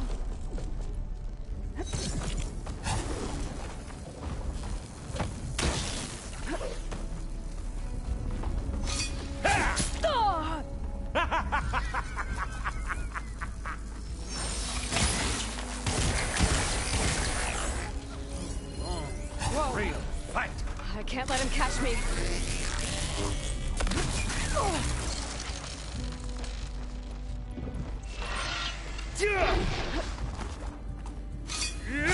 You're done for!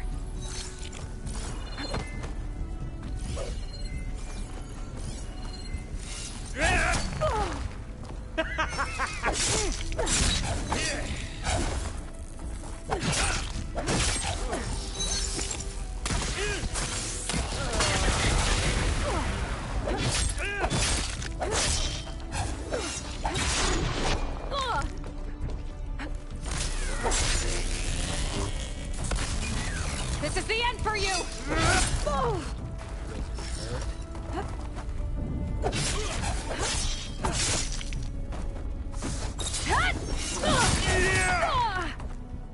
You don't know what the hollow is.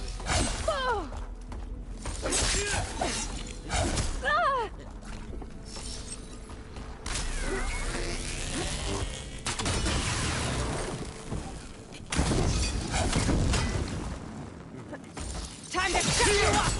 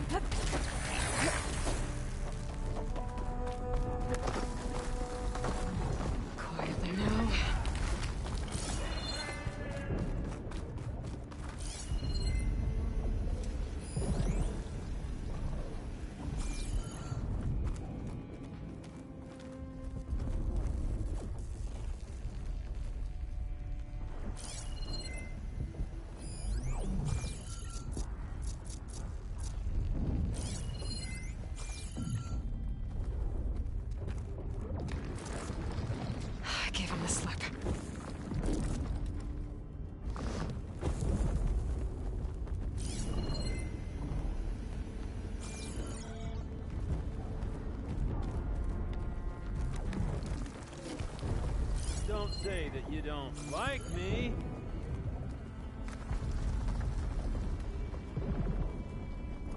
Got you now.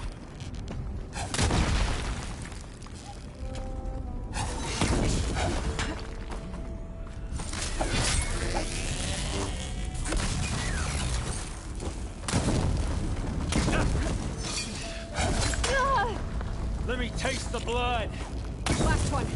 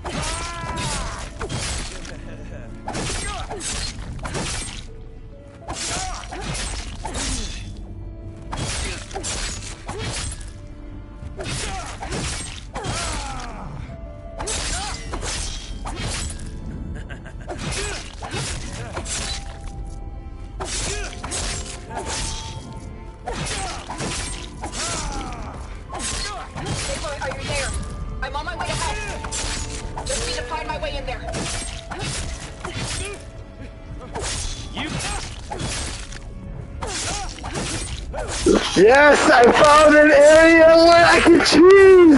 Oh no! On a lot of these guys, he signed long-term. I spoke too soon. He's got past 5 years, right? Jesus Christ. We've seen everything he can do, and we've seen it in 3 weeks. It's the same thing every time. And this is the thing that isn't going on with Alan Black and Buddy Black. Yes, with the house of the black folks over there. Malachi Black, Buddy Black, and their little friends. They want to leave. But the problem is, if he lets them, then anybody from now on that Tony signs is going to know that they can fuck up and get out of there. So, unfortunately for Tony, the thing to do is suspend them if they do something, and then, but at some point you're going to have to start paying them again, but still don't bring them back. Put them in the deep freeze. And for a lot of guys, they won't care. What is that, Ring of Honor? The deep freeze? No! I mean, they aren't seen in public. A lot of guys won't care. Go to the mailbox every week, get the fucking check, and never be seen in public. That would be a dream job for some people. But most of these guys these days are smart kids. They would definitely rather take a large cut pay and, or no money and work and just ruin their career. Because if you've got them for 2.5 years, if they have to sit home and they can't do anything else, everybody's going to forget about it. Except if you're not going to do that to a punk level person. He sat at home for 7 years. People didn't forget. But, and I would assume he couldn't work in Mexico either if he's under contract to AEW. So if guys are specifically trying to get fired to go back to the other company, if Tony, wants to stop that, he might set the precedent. You might get sent home and you might get paid, but you will be in the federal witness protection program. If I've got you for long enough, people will forget you ever existed before you can ever hit the wrestling ring again. And then Tony, meanwhile, takes his lumps and pays that money out for being stupid enough to sign a lot of these people to begin with on the say-so on a bunch of his currently suspended EVPs. What's to stop Tony, and he wouldn't do this, but doing what Vince did, maybe not as cruelly, but just a mass release of some of the people that either don't want to be there, or don't want to be there and aren't really helping anything anymore. I mean, if Andrade goes back to the WWE, it means nothing to WWE, it means nothing to AEW. It's just one of these wrestlers that exists. He'll go back and forth, and it may cause anyone else to go back and forth to a viewer, or someone buying a ticket. You've set the precedent, though. Our contracts don't mean anything. We will fire you if you fuck up bad enough on purpose, and we know you're doing it on purpose. Or we'll let you out of it if you're just so unhappy. Well, then that just means that you're a goddamn audition. You're bringing somebody in for a while. if they can, if the contract means nothing and it's a 3-year contract, but they decide in 3 months Tony's an idiot, can't book, hate the locker room, everybody's mad at each other, want to get the fuck out of here, I'll just punch somebody. Well, you can either get fired and be with what you want, or you can sit at home for the next 2 years and 9 months until everybody, you're fucking dead. But to look at it maybe from a Tony Khan perspective, not to say this is the right thing, but here you have a guy making a good amount of money who hasn't really meant much to the business of AEW. No one has bought a pay-per-view because of Andrade. His sales aren't, anything to talk about. There's nothing that really is tangible with Andrade. There's nothing that is important to growing your business. So you have a guy who's making a lot of money, not really what you want. WWE used to have the ability to cut guys after, 90 days, you're gone. Or actually cut guys at any time, now that I think, that's the other thing. Beyond this whole issue of WWE. And if Tony, finally, he's not the guy to do it, but if they had an executive there or someone who could put their foot down and say, look, this guy did want to go back, and we don't want him, we're letting him go, no one else is going to get this kind of fucking treatment. Cut this shit out. I don't know, is it really working? This guy for another 3 years, Andrade, was he either company? Today's companies often use safety technologies, but it's how they work. Right along with these schemes he explained are designed to protect. To learn more, visit Nipson.com. First, they just said to the two guys, well, don't fight. On Tuesday, okay, we won't. On Wednesday, they fought. That's why I'm saying it can't be Tony, it can't be Mega, because people there don't see them as people that need to be respected. My response to that is that it was the time for Tony to do that. Before it became public that the guy wants to get fired. He should fire him before.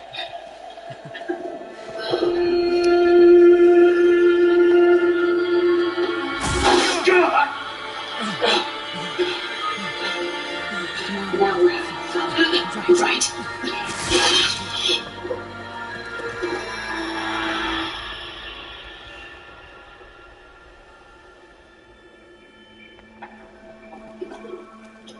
Okay. I will be. In time. Go. Before it, I can't believe that once a year, at least, Tony has not sat down and looked at his talent roster and looked at the contributions or lack thereof that some were making and look at the bloated nature of the nobodies that he just has everywhere and look at the people that fucking couldn't sell pussy on a drink train, much less goddamn have a great wrestling match, and just an indie darling that was of the moment and somebody got, fucking hysterical and signed him up. And clear everybody out once a year.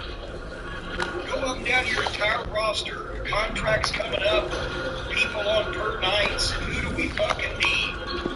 Who do we not need? Who's worked out? Who's just fucking hanging around? Who's not worth a shit? Okay, these contracts are going to be due in 6 months, but I shouldn't have signed them to begin with. So these guys are the ones that are going to be putting everybody over, trying to get some other people fucking over, whatever. But he hasn't done a house cleaning in 3 years. A couple of the people have really fucked up bad, like that fucking Jimmy Havoc and Jelly and whatever. They all out with the freaking way out.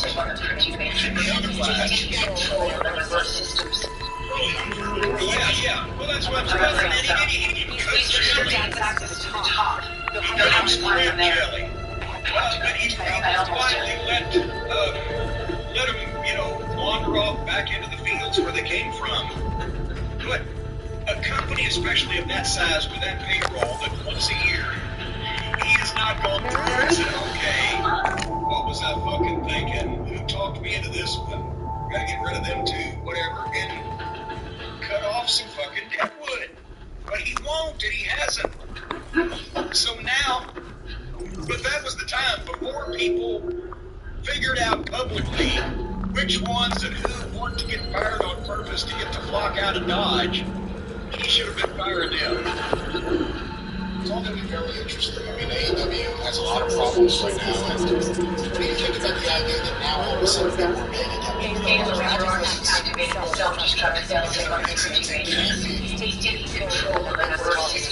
for a long time, I'm afraid so. He's restricted its access to the top. You'll have to find him there.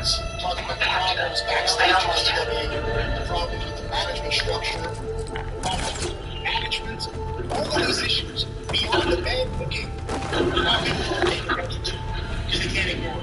Beyond people not buying tickets like they used to, people are not paying attention to because they can't ignore it. All the management issues that we've talked about.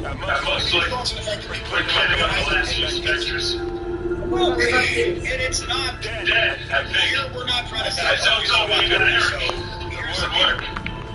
Other people were talking about it since the start. They just didn't have podcasts and reach as many people as we do. And when I would talk to either people who've been in the wrestling business for 30 years or they saw something I did. So for 7 months, wanted a job at a high financial rate. They admitted that, and I'm sure they saw the same thing. And there were some people in the wrestling journalism community that when this first thing came up realized, it's an unproven, inexperienced guy with the personalities involved. That wasn't Uncle Dave I'm talking about, but there were people. And it's just now, it's more obvious to everybody that they can't ignore it's happened out in front of them. Again,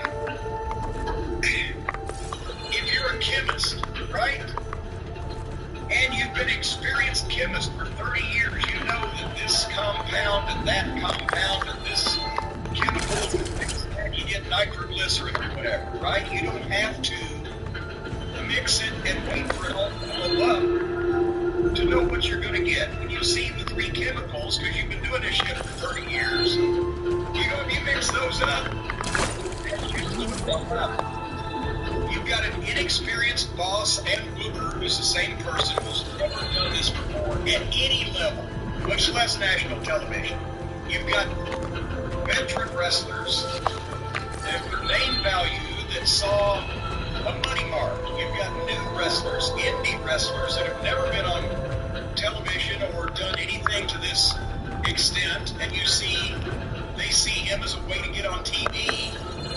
And of course, they probably think he's a great booker because he's booking them on TV, and they've never seen what a fucking booker does before. So they don't know the difference. You put people in positions that they didn't know how to do, either at all or at that level. People that believed their own publicity and thought they were the greatest wrestling stars in the world, and then when they got real stars, the jealousy started bubbling up because, guess what? I don't care how over Kenny and the Cucamonga kids thought that they were in their world, they were never CM Punk over Jericho or Bryan Danielson over. Although Danielson's such a nice guy these days, out of, bickering. But it's not that easy, or somebody else would have done it. It's not just money.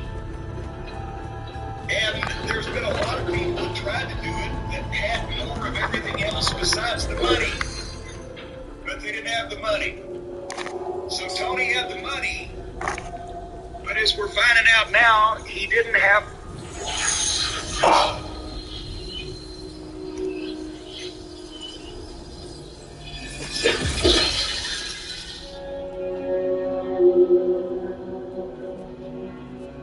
Are you okay? Look, I know you've been through a lot, but you have to help me access the Stage network. I need to see their files, anything referring to the word Nemesis. Okay. Over there.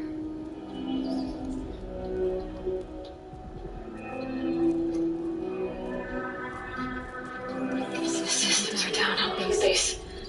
I should be able to take advantage of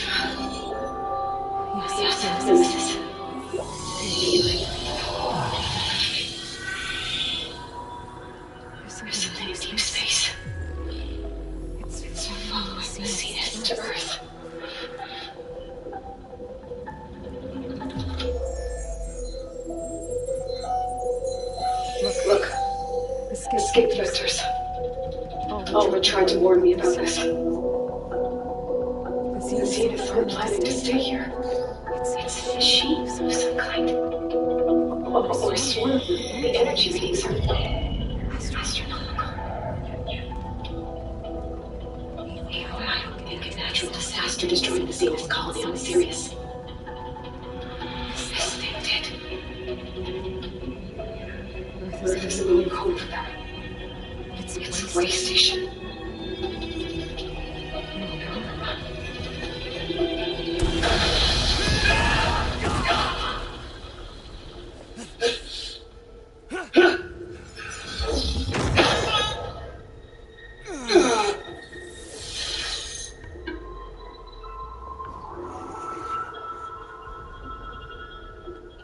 I see you've been busy, and you've been lying. Nemesis, what is it? It is us. The minds of Far Zenith, or failed copies of them anyway. Back on Sirius, some of my peers weren't satisfied with physical immortality. They wanted digital transcendence.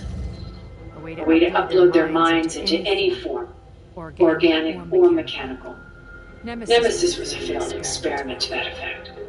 Abandoned, but never erased. An immense database of our memories, emotions, and prejudices left to fester. And it destroyed your colony? We didn't realize it gained sentience until it broke containment. It had everything it needed from our memories. Security protocols, system specs, override codes. It hacked everything before we knew what hit us. Then it took over our printing facilities, allowing it to gain any machine form it needed to wipe us out. But why? Imagine being trapped alone for decades with only the twisted echoes of megalomaniacs for company. It hates us for abandoning it to that prison. And now that it's free, it will do anything to destroy us, including denying us a safe harbor on Earth. The extinction signal that woke Hades. You didn't send it. Nemesis did. Finally, you understand. And when that failed, it launched from Sirius to finish the job itself. Which is why we must flee to a random planet circling a random star somewhere it can never find us. With Gaia, so you can build yourself a new world. That's the plan. Even now. Earth is finished. Nemesis will scour its life to deny its creators a viable home. But Elizabeth Street won't die. You'll come with me to the stars. And with Gaia, we'll create a new world. Together, where that monstrosity can never find us. What? No. I loved Elizabeth. More than you could ever know. And I let her stay behind to die with the rest of humanity. A mistake I have regretted for 1,000 years. Now she stands before me again.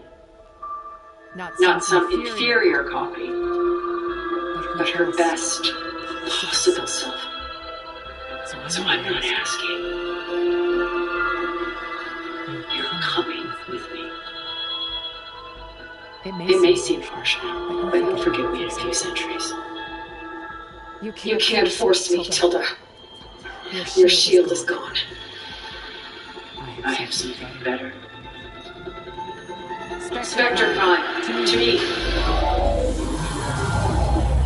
Take cover!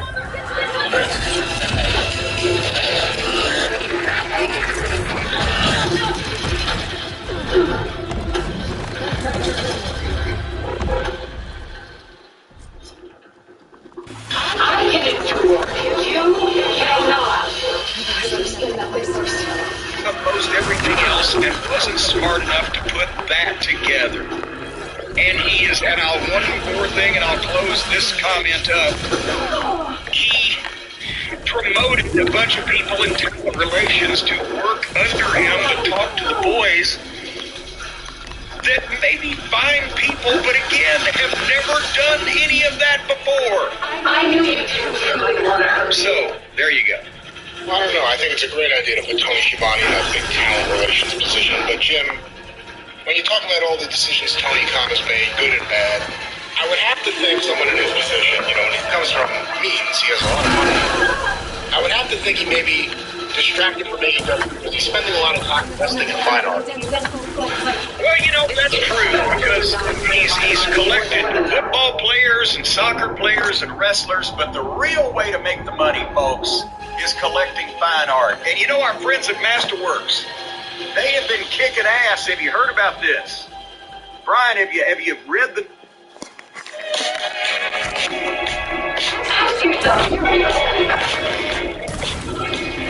Do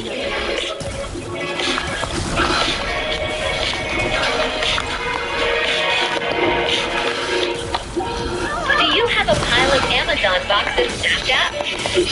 Time for a light hack. This Warrior Power Cutter is perfect for making quick work of breaking down boxes. That was easy. Get yours today at Harbor Freight. All right, well, Jim, while we were talking about all this, I was researching why you're trending. Apparently it's several. What have I done? I said it's several. Several things. Several of the news sites or the clickbait sites, whatever you want to call them, have jumped on various comments you made on recent episodes. Jim Cornette urges AEW star to join WWE as quickly as possible. Wardlow. That's right, but don't say that in the headlines. You have to click first to find it. Well, yeah, but... goddamn, how is that shocking? Anybody can see that he's tailor-made for the WWE, and anybody can see that the way they're using him in AEW has killed all of his forward momentum. It's not his fault. He needs to go somewhere where they have a plan in place. Well, obviously, every one of these quotes that's put out there, there's a lot of people that agree with it, and there's a lot of people that get really, really upset by it. Here's another one.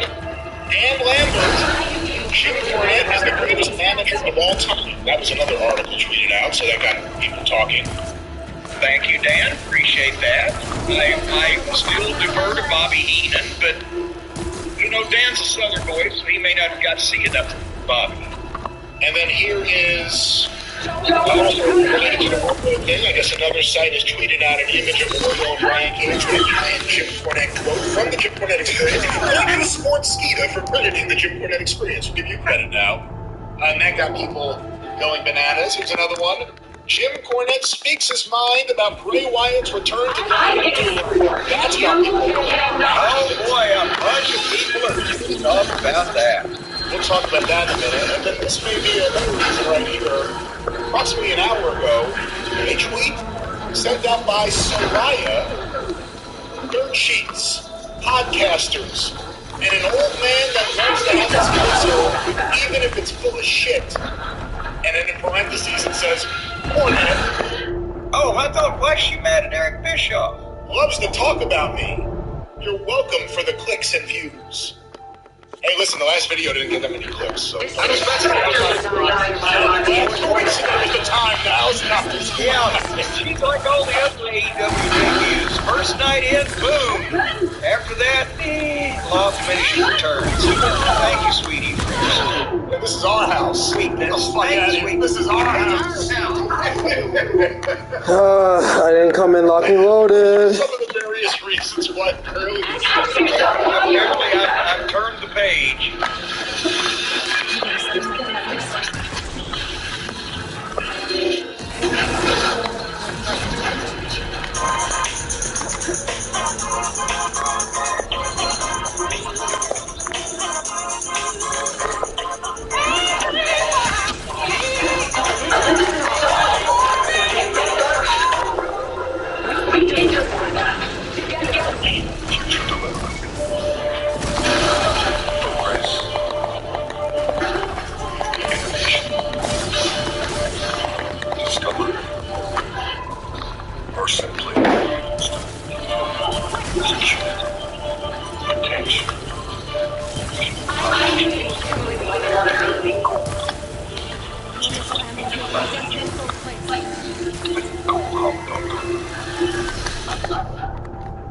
some questions here. These, of course, were sent via email to CornyDriveThru@gmail.com. We'll check out to see if there's anything good on Twitter, too. But this first one is a popular topic. It's from Brian in Long Island. Brian Reply, a different Brian from me.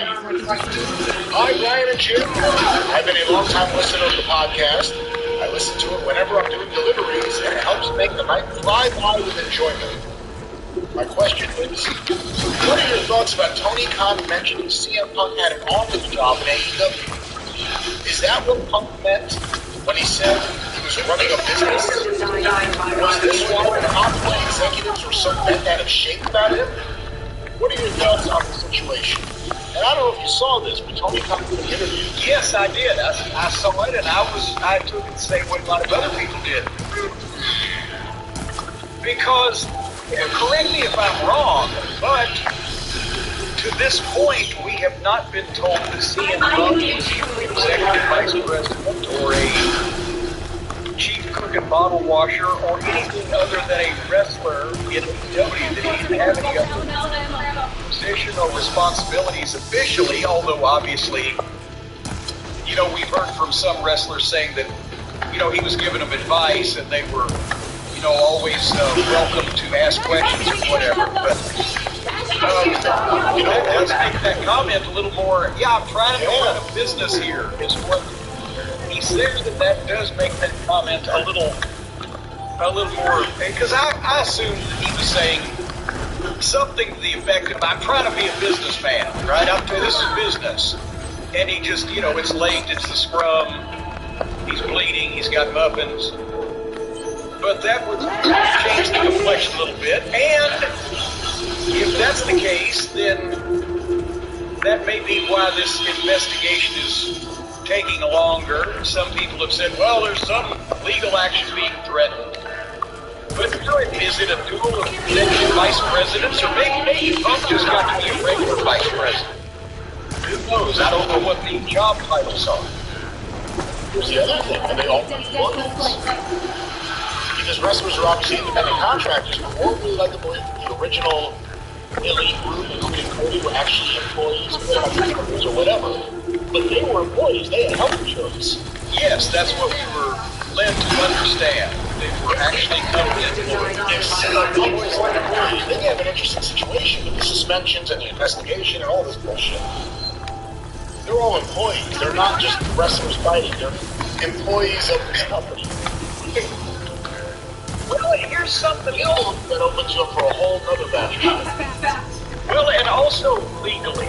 I've told this to you before, but there was an uproar amongst Ed Kaufman, who was one of the, I guess at the time he was the senior legal of the in-house Titan Sports legal staff.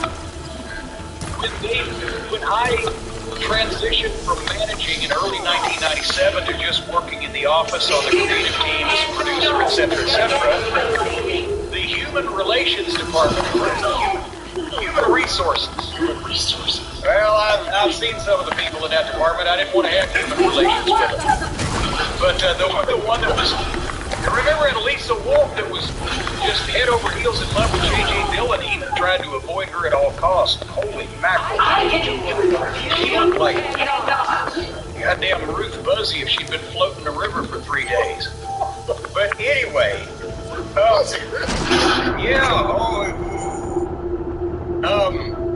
they made me an employee. And then, I mentioned this, I went out to kill some time at a TV taping. They said, Cornette, go out and cut a promo, kill some time. We got a tape change or technical whatever. And then they sent a baby face out to bump me around. And Ed Kaufman found me in the hallway the next week at the office and said, oh, we can't do that. You're an employee now. I said, what do you mean? Well, if you're an employee, you can't take any bumps.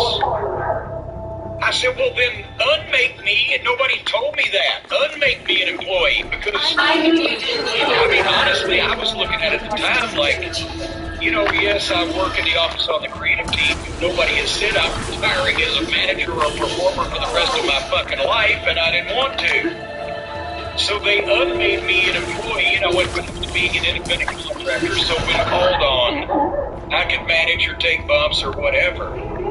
But Why was that a huge people? This Spectre was designed to survive against more than that. Scan that thing first. No! I gotta get through all that armor before I can do some damage.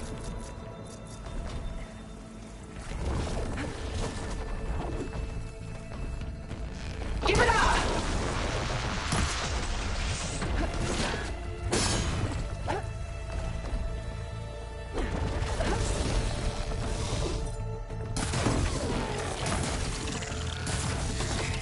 I knew you didn't truly want to hurt me.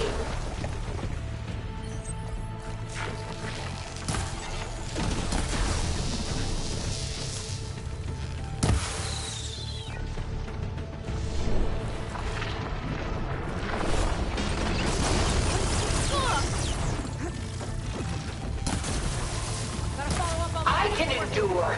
You cannot. I gotta hit those gold plates.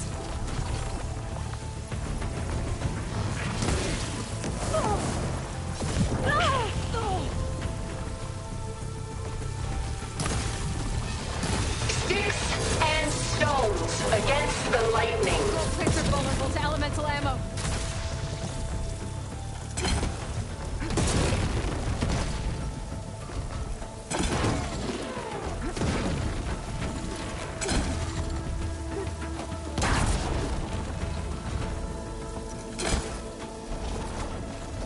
This Spectre was designed to survive against more than that. I gotta wait. Build up the stamina.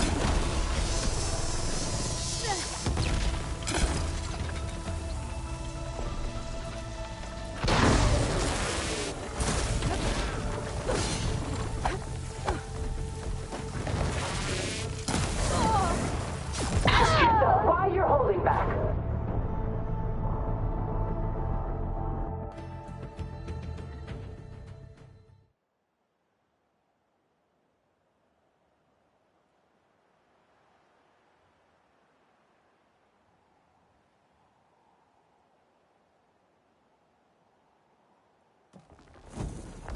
Ask yourself why you're holding back. I better scan that thing first.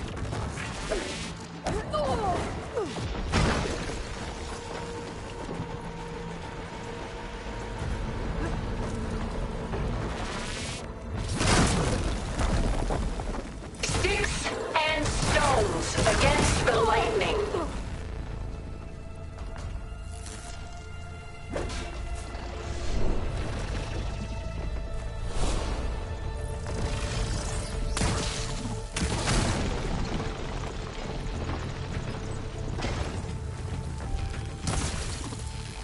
I can endure. You cannot. Acid corroding its armor.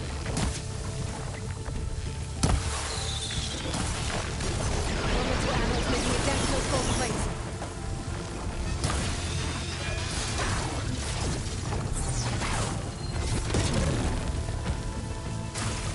I have you. You're not gonna beat me!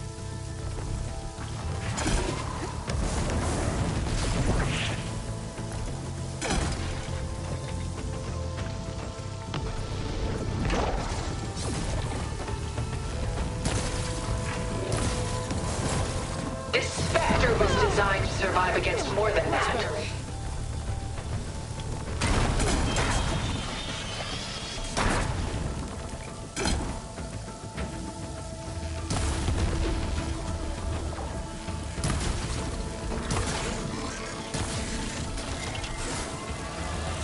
I knew you didn't truly want to hurt me.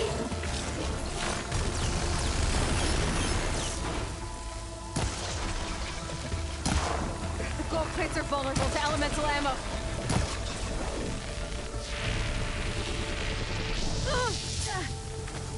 Armor's off!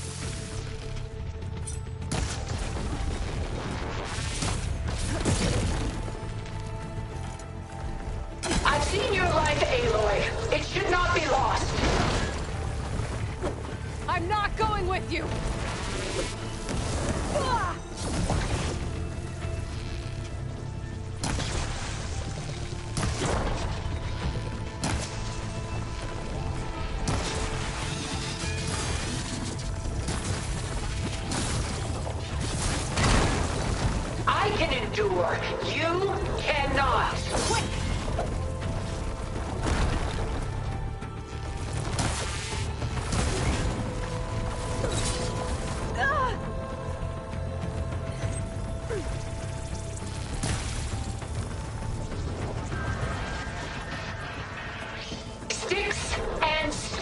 chance against the lightning. I need to get my stamina back.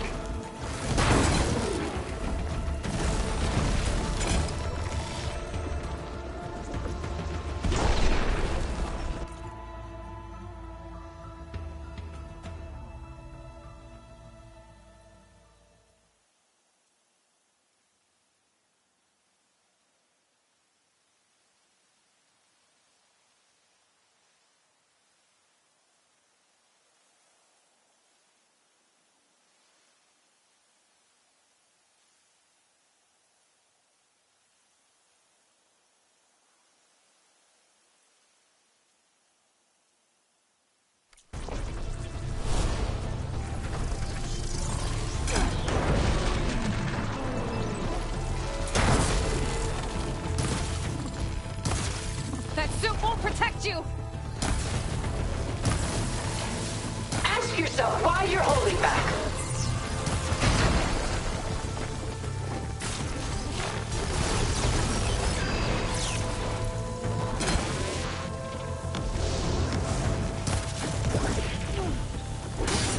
Engage thrusters! I cut that thing's armor! Feeling better.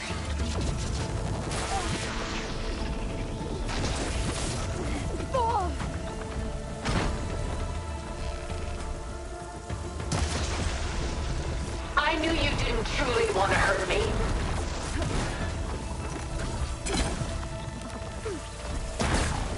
Oh, that thing's fast.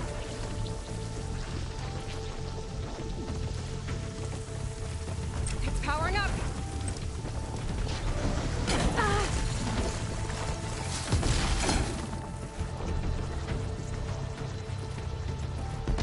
You're not taking me, Tilda! Say the word, and I'll stay my hand.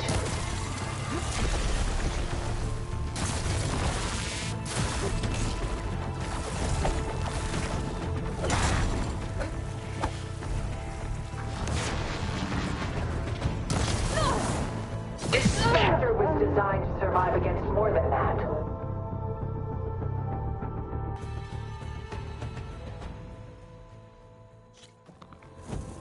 I knew you didn't truly want to hurt me. I better scan that thing first.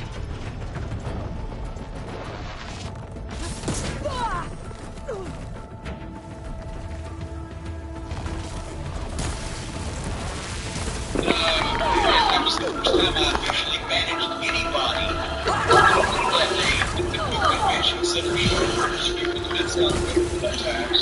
I'll see if they'll know. Convention center the next day and managed another tag team. That was officially my first time at ringside. And there you go. I don't know what kind of contract we signed, but I never saw my Women's U.S. Tag Team Championship. And actually, the following week in Jackson, Tennessee, they put Sherry in the 21-person Battle Royal. Probably ready or something. You just out wrestling for about 6 months. No, I understand. Jerry just wanted me to have a dry run because the following weekend, if we just kicked back at the Coliseum, that's what we did the thing with. And my first time managing the Coliseum, I managed against Brad for the main event of the Southern. So I was scared enough as well. I guess he didn't want to send me out to the main event in front of Mid-South Coliseum, and I actually put it in Mid-South to manage. So they gave me credit. Definitely not a water. So you're a pioneer in intergender wrestling. A champion of the national years. I'm sure when you should have been that's how it was. That means I'm sure most people are, of course. I'm trying, Mac. I'm trying, man.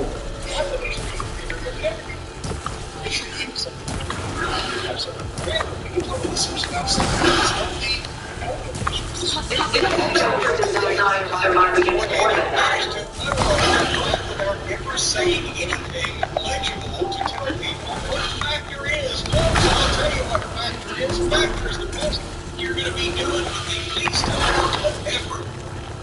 The factor is ready to eat meals, fueled up and feeling good, no matter how crazy your schedule may get. You know, fall is a busy time for a lot of people. It's always busy around here. It's always busy. A lot of people have time to sit down and cook these low-fat course meals.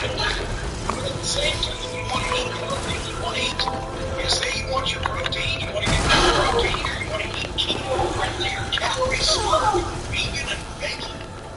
Vegan and veggie. Why is it veggie? Why isn't it vegan?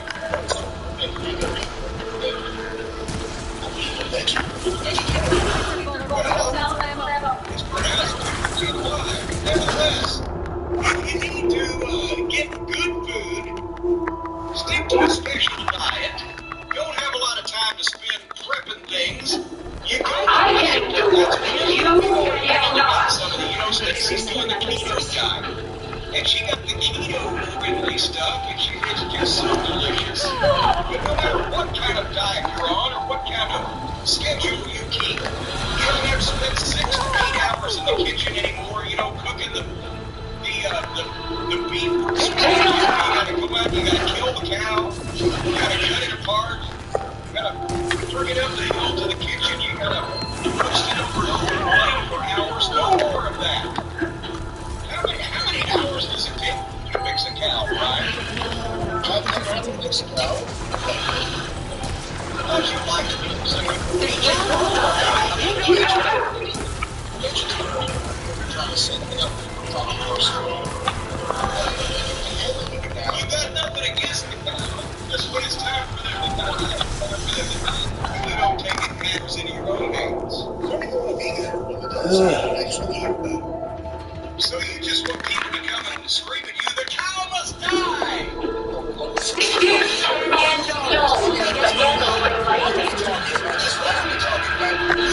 It takes hours to kill and fix your own dinner anymore. Especially now that it's harder than ever to find wildlife. You've got to get hours in something for it. Down and kill it. Your own dinner. Well, the people at Factor are not going to schedule this time schedule down to minutes. They make it fast. They are 30+ meals a week and 36 plus. Seems like a specific number that they've had plus 2. And all that. Smoothies, juice, things, no matter what you're looking for. They have a commitment to ingredients with integrity. Honest as the day is long. They never was killed. They never told the lie it's like. Integrity. Like some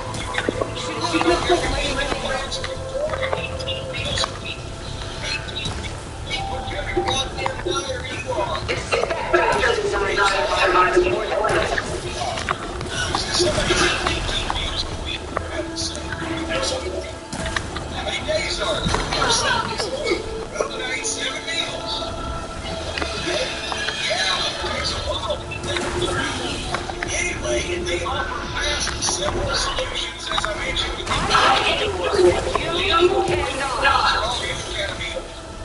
We've got that, the Plus has 40 protein.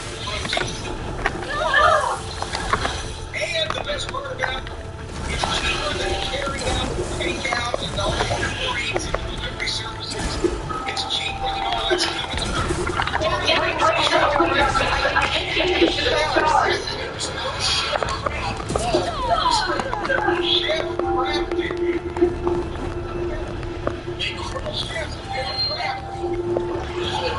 I can tell you still playing.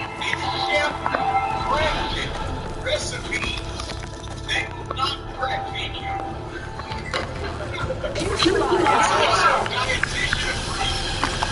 So we had that going for you.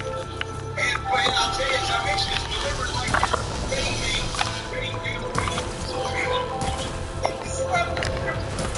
ready meals that are mailed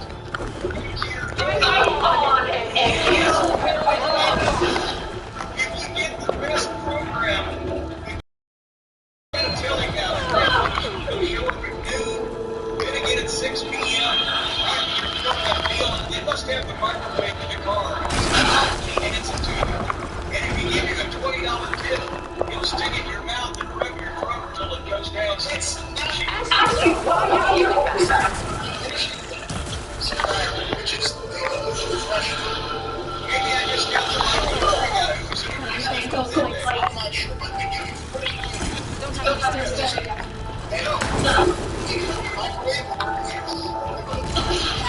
wants that piece of it.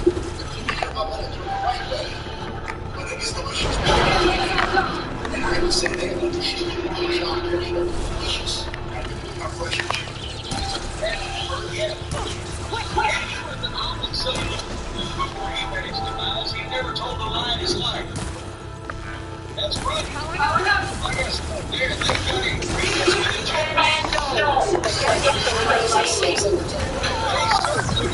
That's what I was saying. Never told a lie. You know that the cow that I across the street. What about the options that don't eat? I knew you were something on our meat. Are you thinking they get a piece of broccoli with integrity? Broccoli can't speak at all. Broccoli never fly. Broccoli's not able to have integrity. Or still.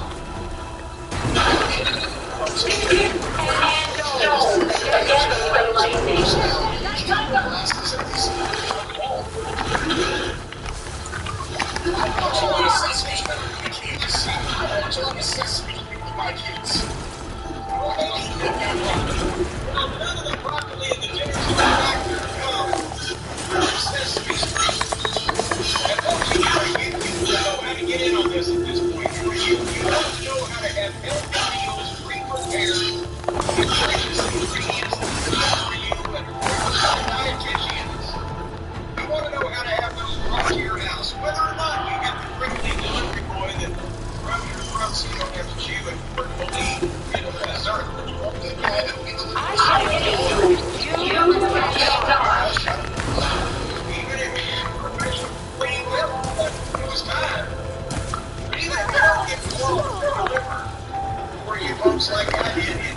Not gonna beat me!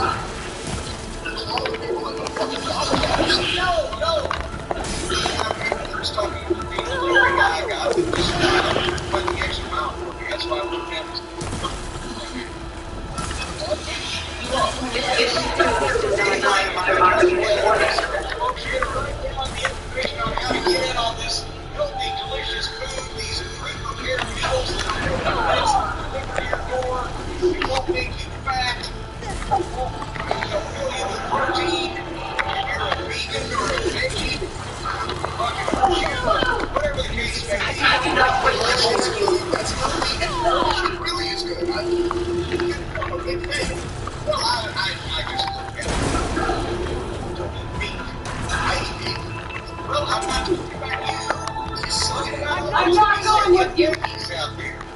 There's always a chance that you can convert, right? With the fact, there's a chance that you can consider this to be yours.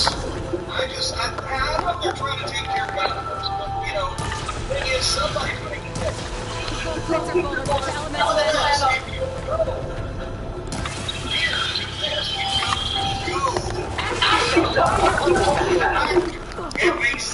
MACTOR75.com/NECE130. And I can already see comments on the questions. Like this now knows. MACTOR75.com/NECE130 and use the code JCE130 for $130 off across 6 months. Buy delicious ingredients and meals. This will protect you! Go MACTOR75.com/JC130 Bucks off across 6 boxes. Only 5 meals that you can choose for yourself. All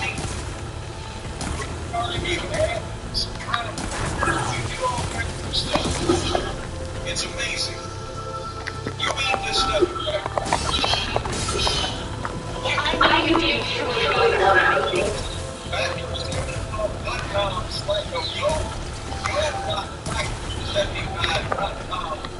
Factors.com/JCE1. Use the code JCE1.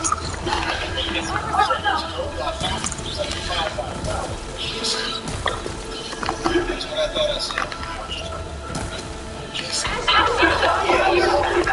Do you think they're good that deal's gonna out? Factor75.com/JCE1. Yes. Hold on, let's get it. Sounds like a robot with Tourette's. Anyway, it's your program, but that's Factor, and they're delicious. I can endure. You cannot.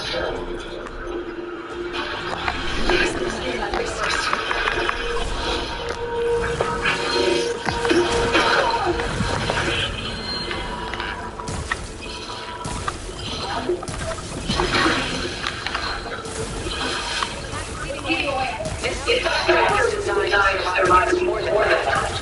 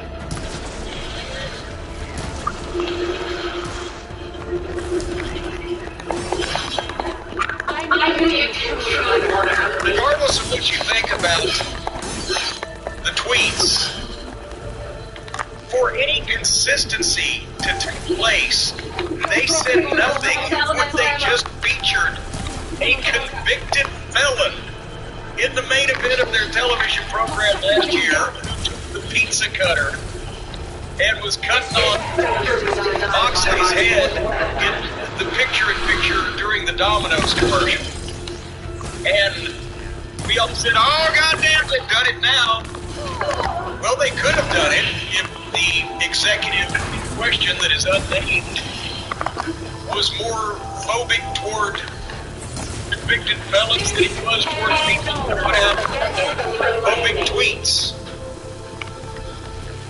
But apparently that is the reason why that we don't get to see a good tag team program in AEW, because now the executives of the television network are telling Tony Khan who he can hire, who he can't hire on the rest of the program, because they've sent it, not because of criminal convictions, not because of accusations of anybody toward anything of any violent or criminal nature, but because of mean tweets that he has both apologized for, apologized to the fans, contributed his payoffs from some of the Ring of Honor events to an anti-gay hate group, and has actually apologized, not to every gay wrestler in the world, I don't know that there's a list, but we know that he has apologized to some gay wrestlers who anyone who wants to who is in that category, has said anything publicly bad about the Briscoes. So this is an issue with the TV executive and basically nobody that we can find in the wrestling business. Because everybody knows the Briscoes, and they don't hate anybody. And they're not bad people. And as a matter of fact, I'll tell this story in a second. I was there for the first of the two tweets that people seem to be in an uproar about. I was in town, and I'll tell you that story. But this whole thing comes down to, you know, the old bad seed argument, right? Remember the 1956 big screen adaptation of the Broadway play, The Bad Seed? It starred Patty McCormick, and she was a murderous, young, innocent-looking toddler with pigtails, but she was a psychopath and a murderer. And the question of the whole piece was, what determines the way that somebody forms their opinions, their beliefs, whether they're good or innocent, whatever the case, is it heredity or is it environment? And in this case, as in a lot of the cases of the people who say stuff like this, I don't think you look at heredity, I think you look at environment. And if the Briscoes, and I'm sure they've got a couple of physical assaults on their record, being new boys from Delaware, but I don't think it's any hate crimes. I think it's probably personal issues. They've got no background of being thieves or stealing things or having drug dependency or anything otherwise than they're two chicken farmers from Sandy Fork, Delaware. I would venture to guess, thankfully I haven't seen them since Donald Trump became a thing that we should talk about, but I would venture to guess, if I would, that the Briscoe family is probably conservative. And that's another reason I never asked them their political viewpoints, because I hate to have people's my opinion of people ruined when I like somebody. And I also never asked them about religion, but I have pretty much believed that they're very religious also.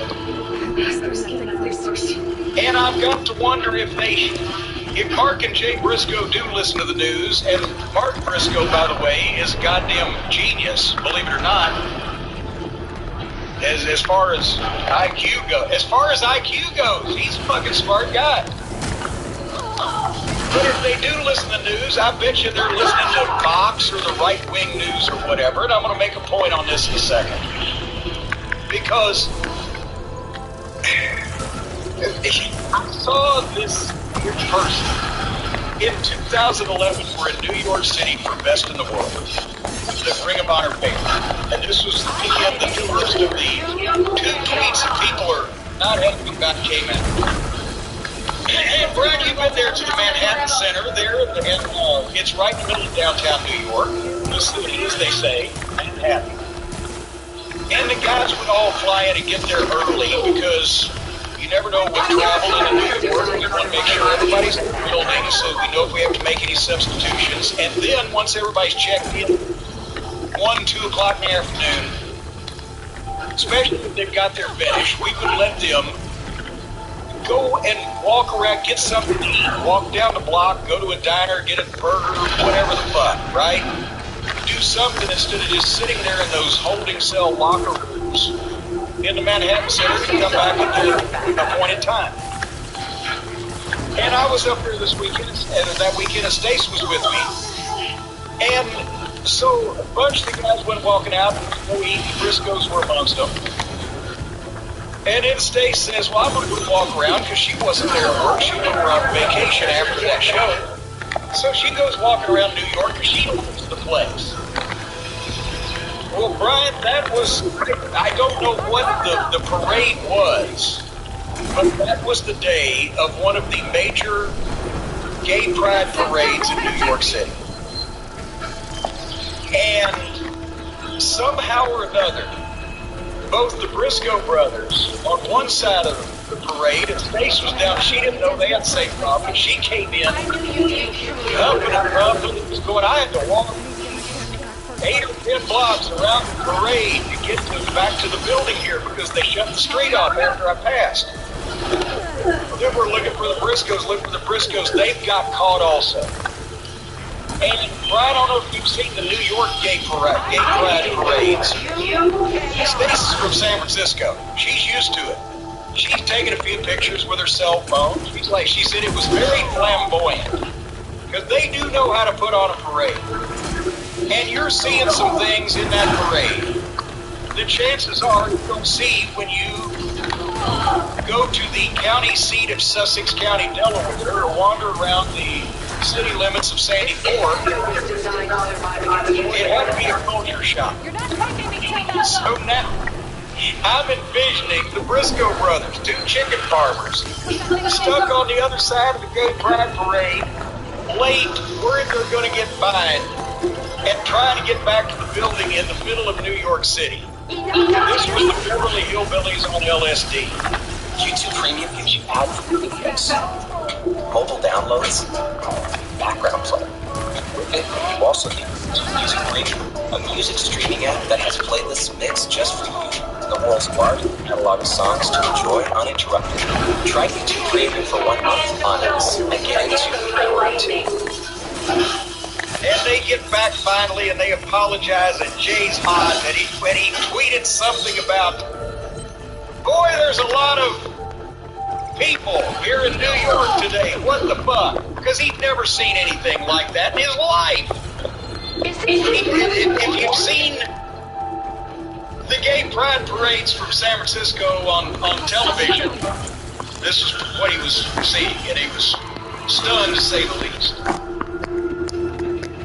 And then the second time was a couple years later. Gay marriage. And this one was actually a little worse to me, and not born of consternation of being stuck in the middle of downtown New York and not being able to find your way out of it. When he said, well, that's all well and good that gay people can get married, but if you try to teach my kids that's right, I'll shoot you. Now that was probably not the best choice of words. However, having said that, that's when he apologized. That's when he was told it was the wrong thing to say. He upset people. He donated some of his money. And actually, I think that's when he got off Twitter for quite a while, which is probably for the best. Okay, there have been people that have committed felonies and harmed people. And they're on television on everybody's fucking network. And by the way, not just wrestlers. Brian, you're in the music business, or have been. Certainly, Snoop Doggy Dogg has been arrested for something. One would think. Y'all don't want to single out Snoop. Well, no, I'm talking about TBS. TBS, the big show, right? Well, right, and he was on trial for murder. Yes. So, which is worse? He sent a mean tweet, or he was on trial for murder? Which would the TBS executive prefer? He wasn't acquitted. Let me just. Okay, he was acquitted. He was acquitted. And I could prove it. Or he didn't do it. Well, it's another way to look at it. Okay, Jay didn't do anything except say something mean, and he apologized for it. I'm not attacking. I know, but I'd say let's find some consistency with the same network. Come on. On all of your programs has ever done or said anything wrong. And the point being, I don't blame the Briscoes. The Briscoes, I blame environment, and I blame the things that they hear, just like all these other people. The day gay marriage was approved in, well, I don't know about that. I wasn't watching TV in Delaware, but I've watched some TV reports on various places. And you've got the nuts, the right-wingers saying, oh, no, this gay system got to come in the bathroom and my kids grade school and molest them and breed them like rabbits or whatever the fuck. whatever their goddamn ridiculous things are that are going to come up whenever anybody gives any gay rights to anybody. Oh, but it'll lead to this and that. Maybe they were listening to that. He's got young children. He's easily led because he believes in these things that he's hearing. And he thinks somebody's going to molest my kids. I'm going to say something about it. All right, well, later on, somebody told him, yeah, that's kind of stupid. It ain't going to happen. And if we want to get to the root of homophobia, should we not instead put the microscope on the all-time leaders in phobias against other people's races, opinions, and beliefs, religion? Because I know somebody who shall remain nameless, who's in my age category, who's both gay and Catholic. And I was talking to him one time, I went to talk to him about, hey, you're gay and Catholic, what's that like? He just brought it up. He said, well, Corny, you know, I'm doomed to burn in hell anyway. What are you talking about? Well, I'm gay. Look at it. Well, I'm going to burn in hell. Wait a minute. You really get into that religion shit. Oh, yeah.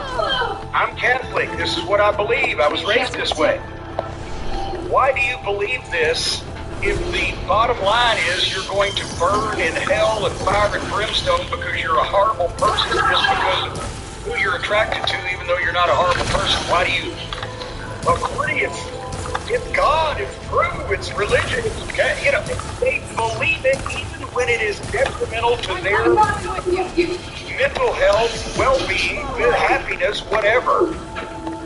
Because that's how they were brought up and that's how they were. And if we're ever going to get anywhere, we will break that string.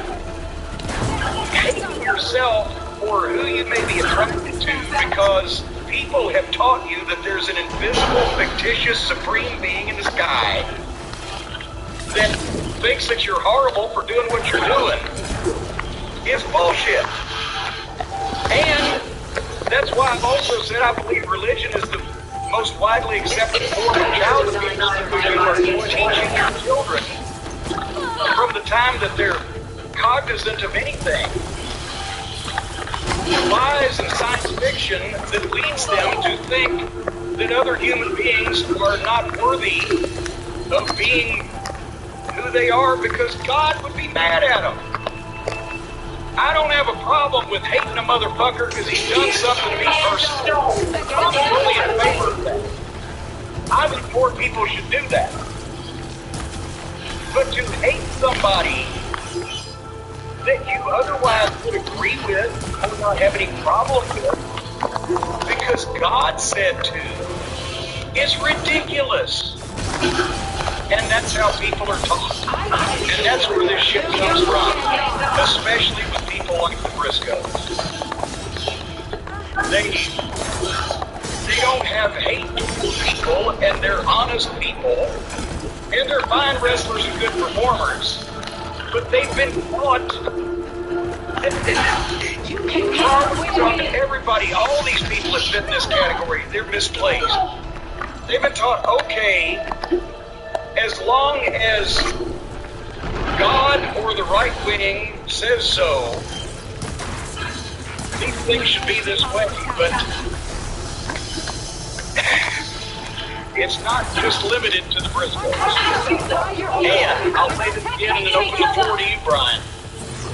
If they're going to tell the wrestling promoter who to book on his television program on their air, which they have the right to, then there ought to be some consistency across all the shows and all the platforms instead of, well, this guy was on trial for murder, but that was 24 years ago, and now he's a big celebrity.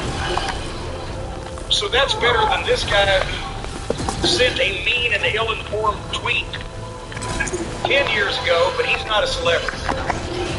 YouTube Music Premium is an experience that gives you complete control of your music. So you can listen without ads, download unlimited music for offline play, and keep your songs playing in the background. Get YouTube Music Premium. Try 1 month free. There's no consistency. And for all the people who have scoffed at me All the times that I've said that a fucking TV network Try to drink. can be your best friend or your worst nightmare. Because they Sticks and stones against the lightning. I better scan that thing first. Ah!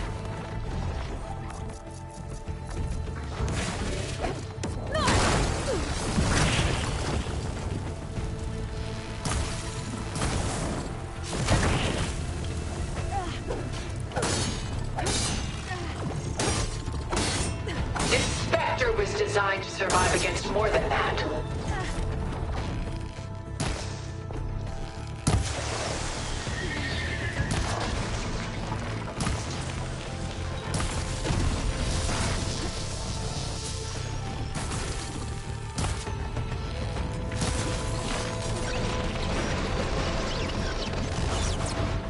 I can endure. You cannot.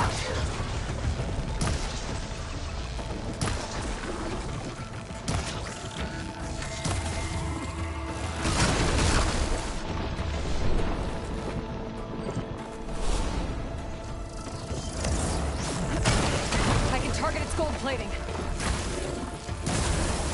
Got it. That's all over it. Ask yourself why you're holding back. Gold plating is vulnerable to elemental ammo.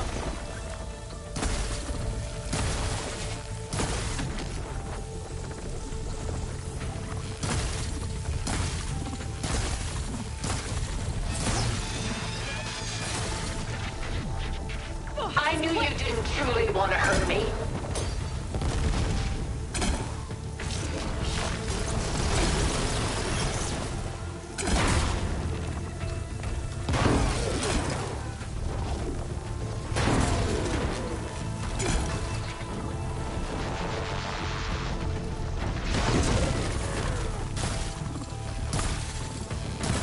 This Spectre was designed to survive against more than that.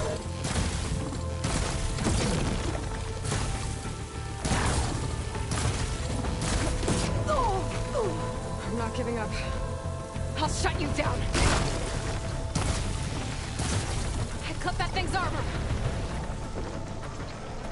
Sticks and stones against the lightning. Elemental ammo is making a dent in those gold plates.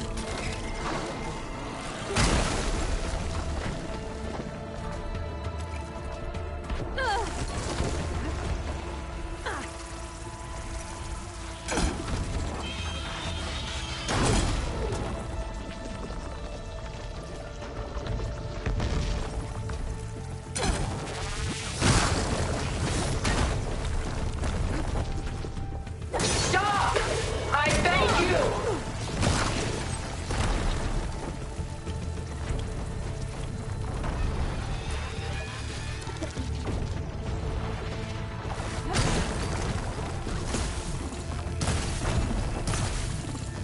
Give it a rest first till I get the steering. I can endure. You cannot. This won't work, Tilda!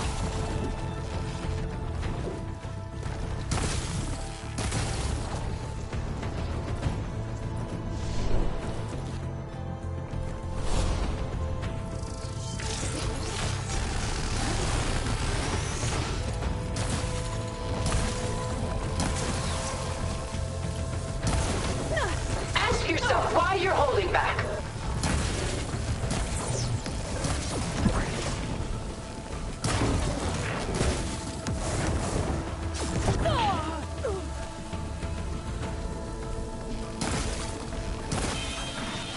There's no more fire. I knew you didn't truly want to hurt me.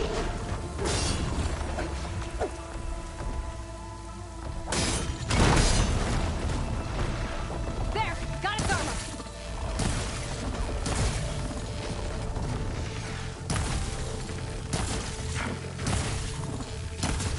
Sticks and stones against You're not the gonna lightning. beat me! Oh, that thing's fast.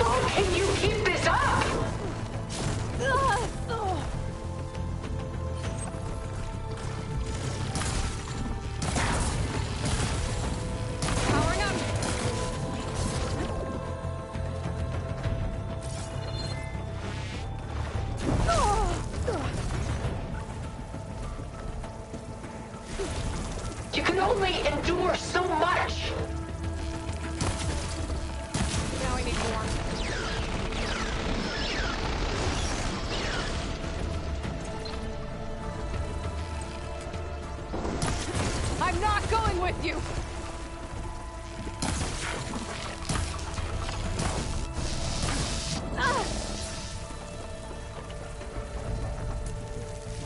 I can endure. You cannot.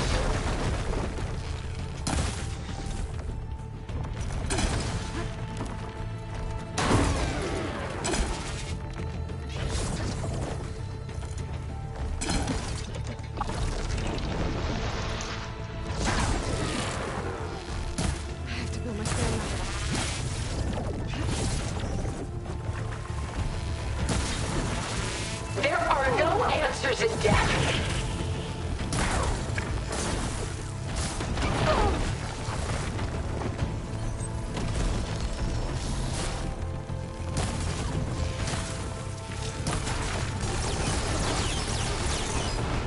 Gotta take out those gold plates to stop those attacks.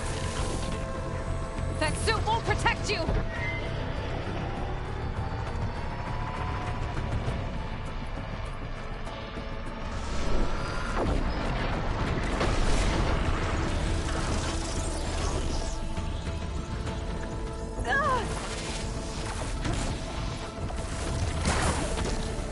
Ask yourself why you're holding back. Get it enacted.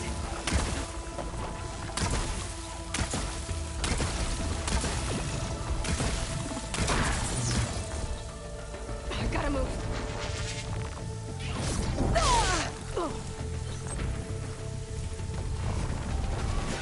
This Spectre was designed to survive against more than that.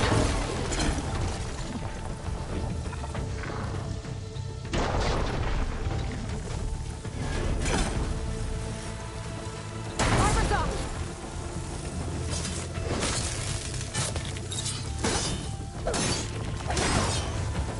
I've seen your life, Aloy. It should not be lost.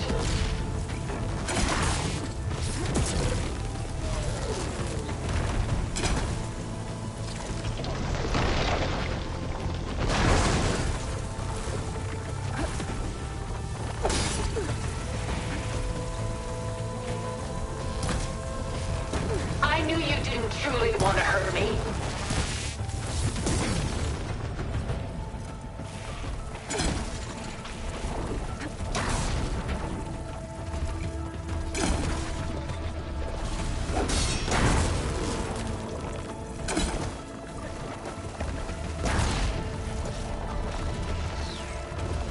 You thought this would be easy?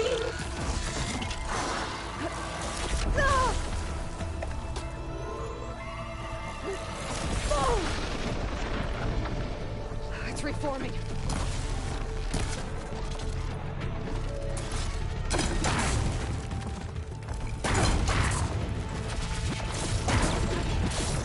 I am the only way you get to live, Aloy.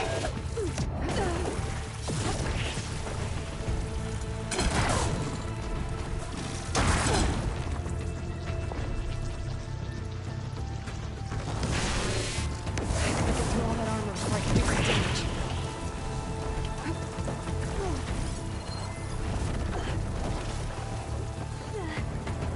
This world will die.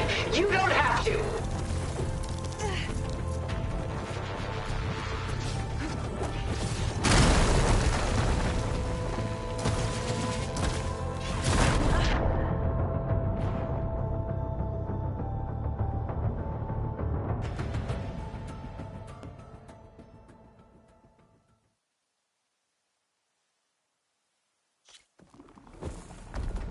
Sticks and stones against the lightning. Armor before I can do some damage.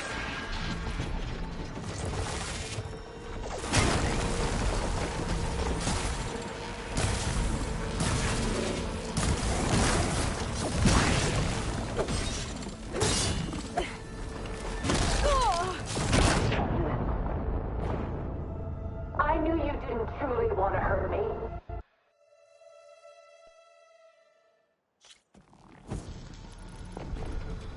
Ask yourself why you're holding back. I better scan that thing first.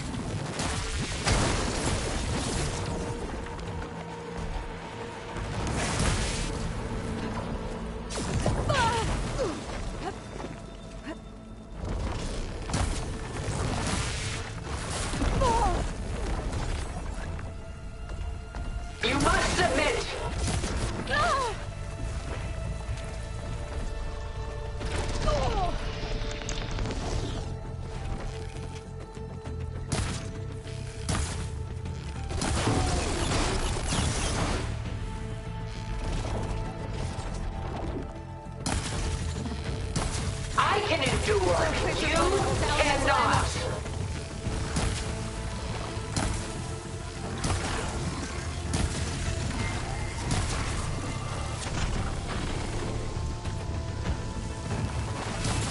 You're not taking me, Tilda! This Spectre was designed to survive against more than that.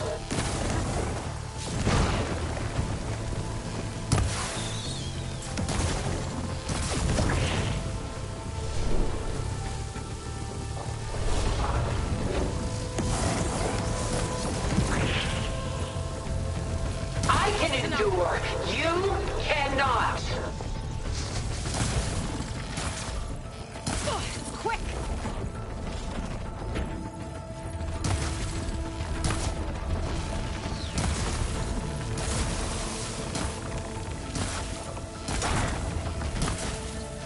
Ask yourself why you're holding back. Elemental ammo is making a dent in those gold plates.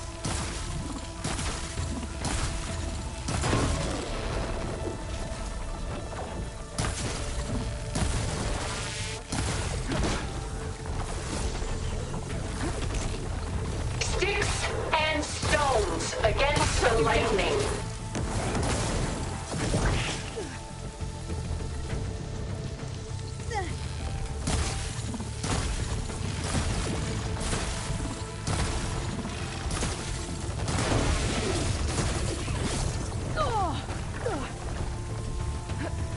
This Spectre was designed to survive against more than that. I can switch it up.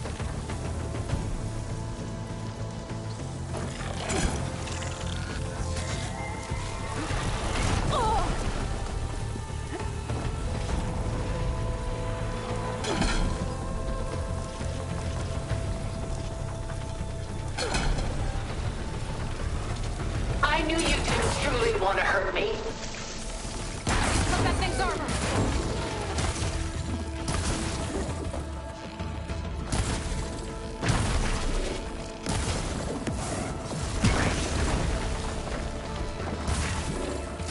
Ask yourself why you're holding back. Tilda!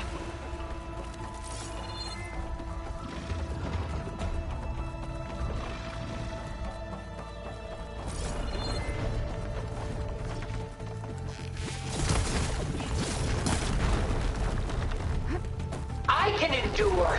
You cannot.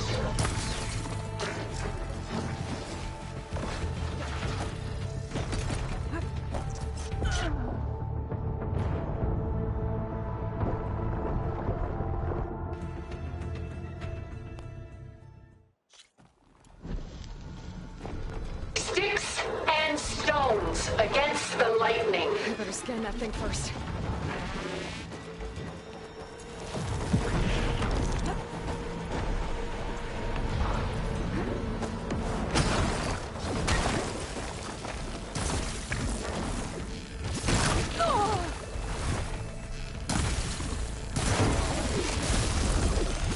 This Spectre was designed to survive against more than that.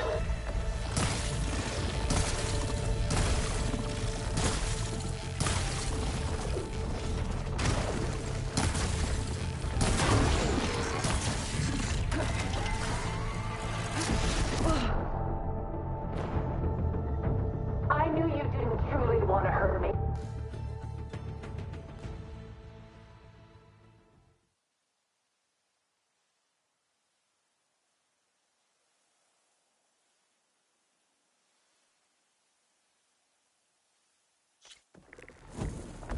Ask yourself why you're holding back. I better scan that thing first.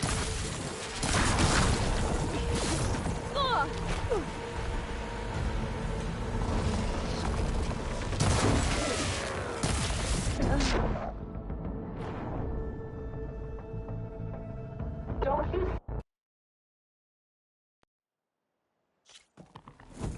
I can endure. You cannot. I better scan that thing first.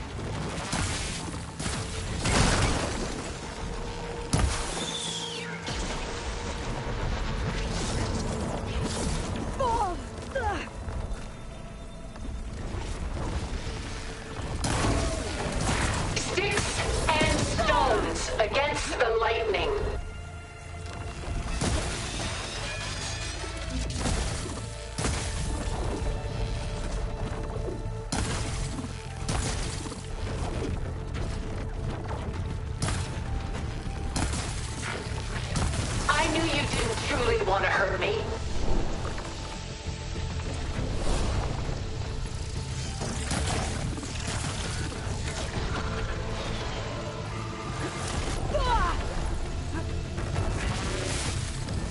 The gold plates are vulnerable to elemental ammo. This Spectre was designed to survive against more than that.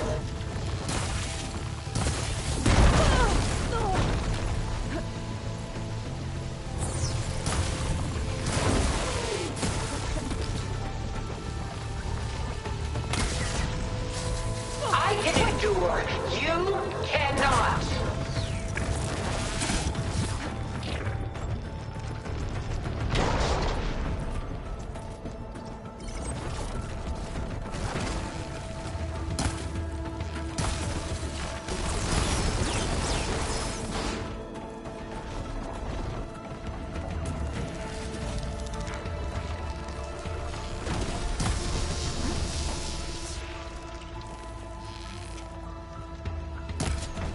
Target lock!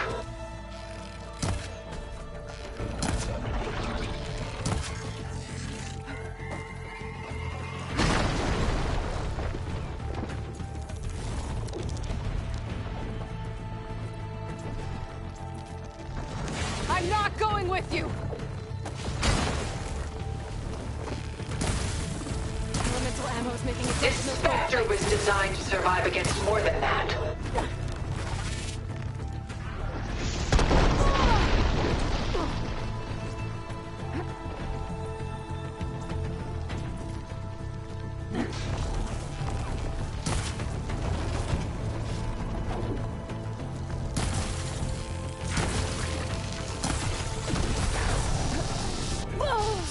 I do not wish to mourn you.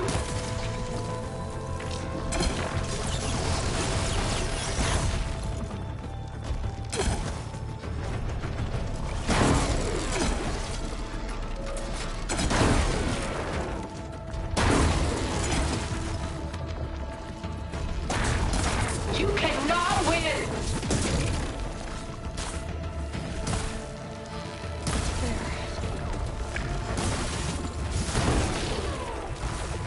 That suit won't protect you!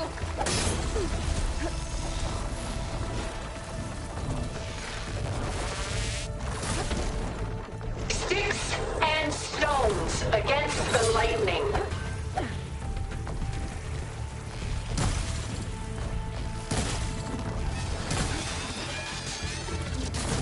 It's powering up!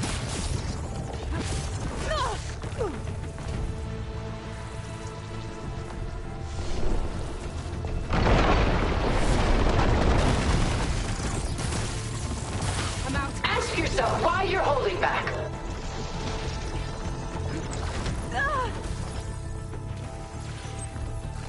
The gold plates, they're powering its attacks.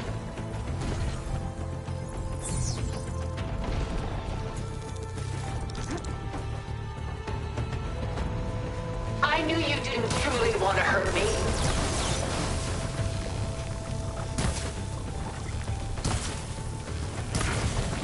You're not taking me, Tilda!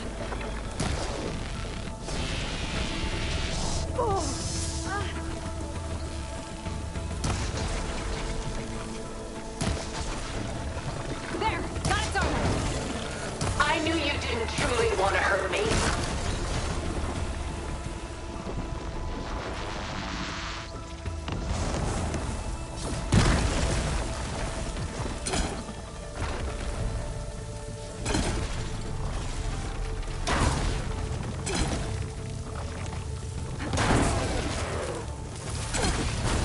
Well, that did something.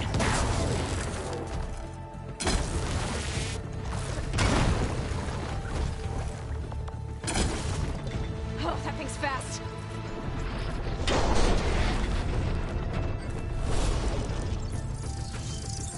It's rebuilding itself.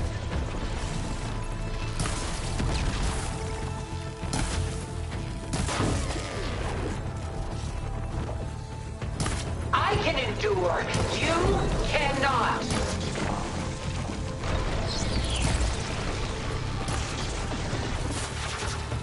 I'll shut you down.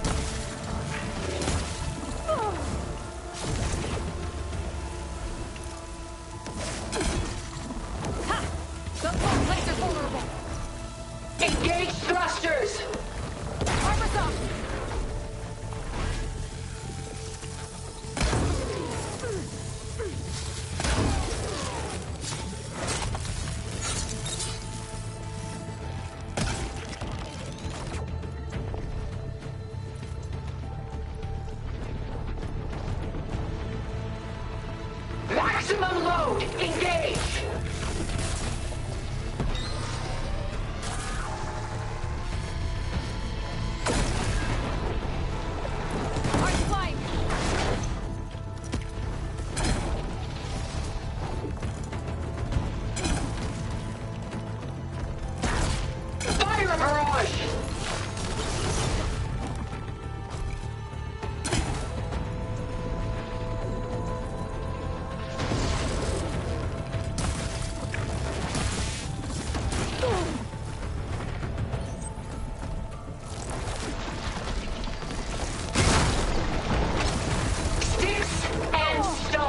Against the lightning.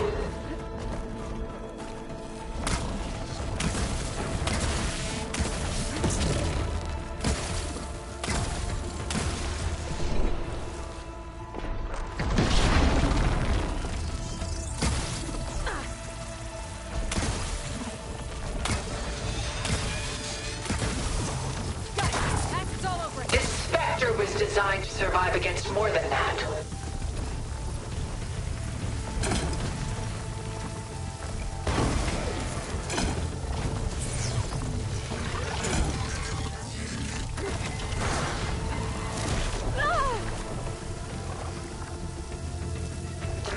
Sticks and stones against the lightning.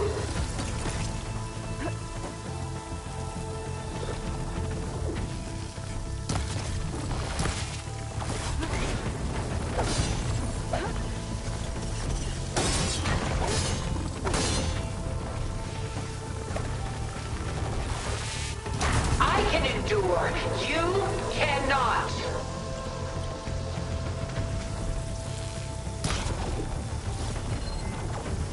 I gotta get through all that armor before I can do some damage.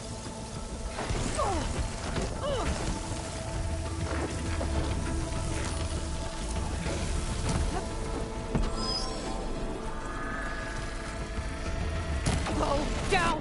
Ask yourself why you're holding back.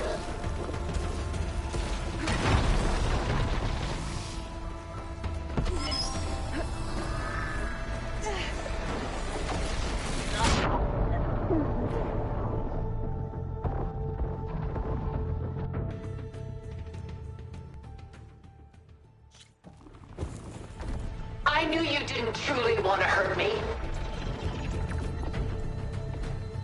I better scan that. I gotta get through all that armor before I can do some damage.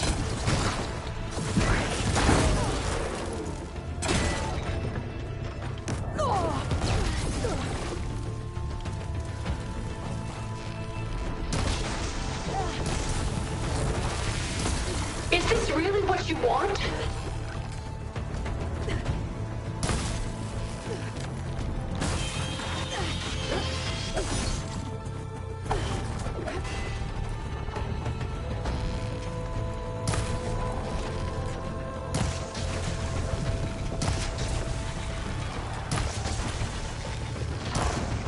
This Spectre was designed to survive against more than that.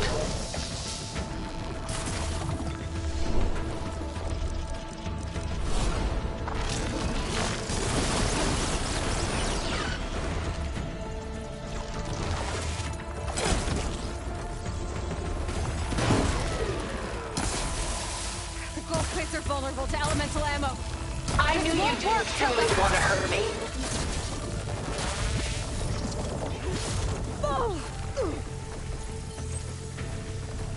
Oh, it's quick.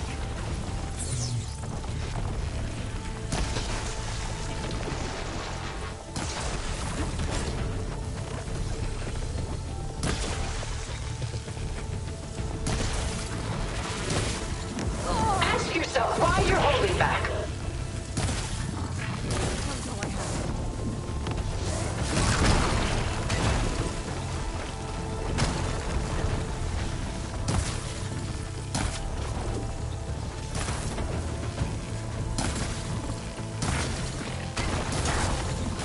I can endure.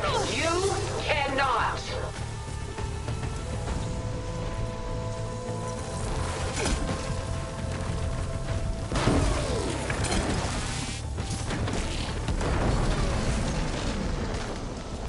I cut that thing's armor. against those gold plates. You're not gonna beat me! Sticks and stones against the lightning.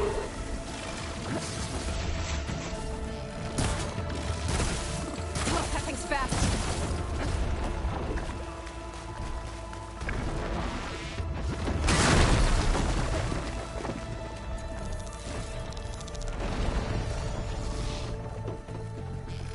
Execute attack pattern Delta.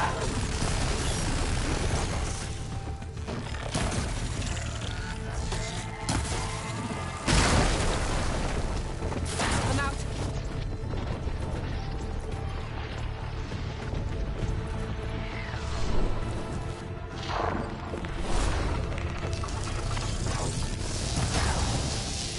This Spectre was designed to survive against more than that.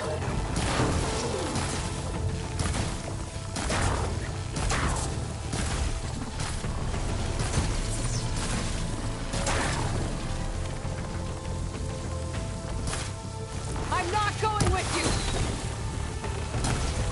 This Spectre was designed to survive against more than that.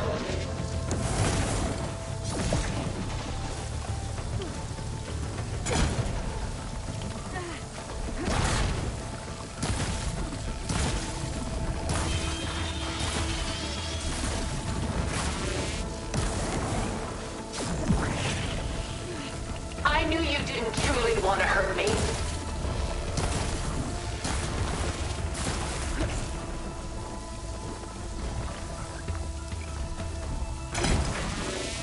There! Got it, Darla! I have you! Oh! Pain subsiding. Well, that did something.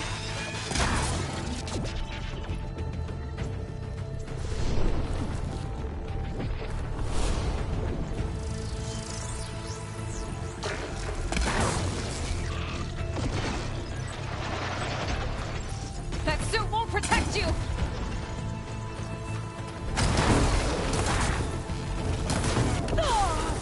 Why do you not value your life?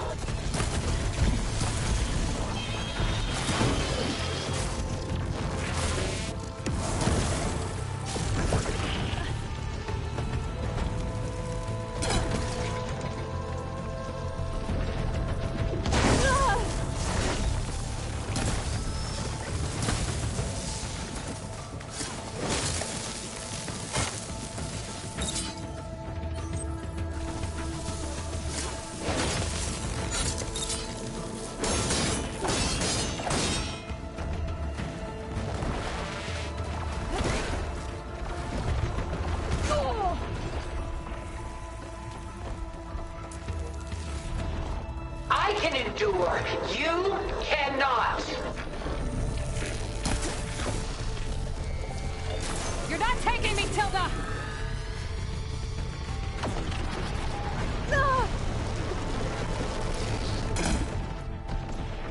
Ha! Those gold plates are vulnerable.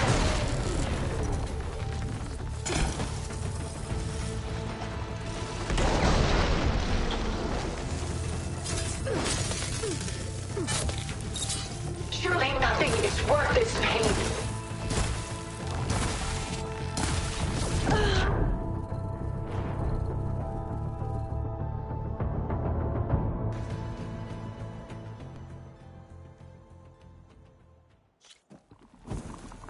Sticks and stones against the lightning. I better scan that thing first.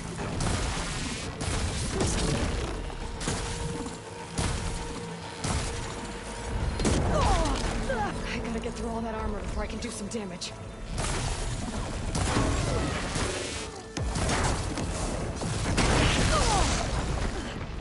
Take us up!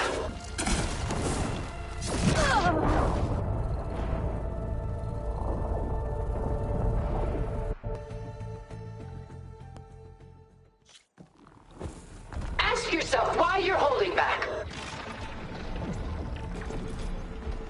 I better scan that thing first.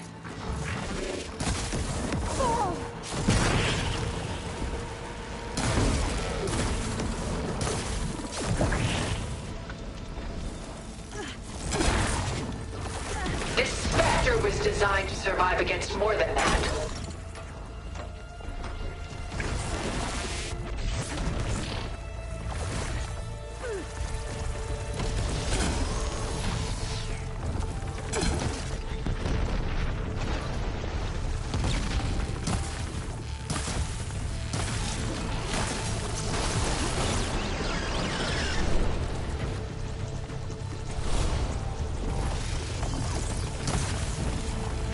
Ask yourself why you're holding back.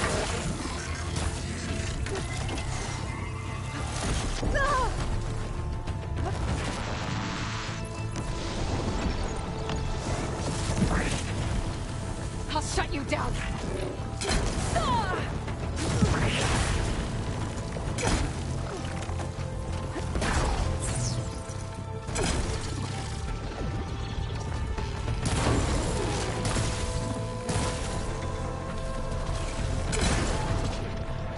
Sticks and stones against the lightning. I'm not giving up.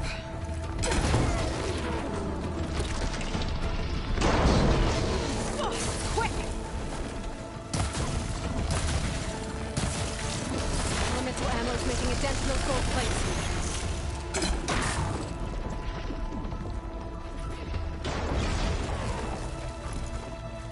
Fire! Armor's on!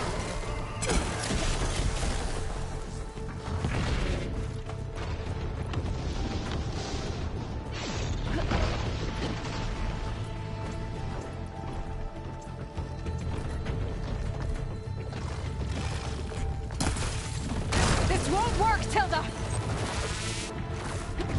I knew you didn't truly want to hurt me.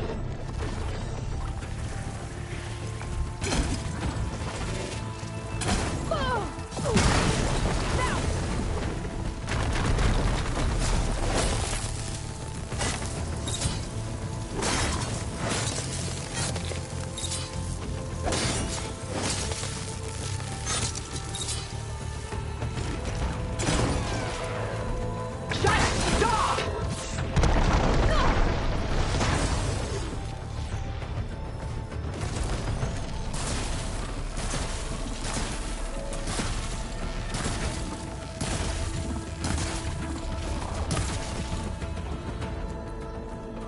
Fusillade now!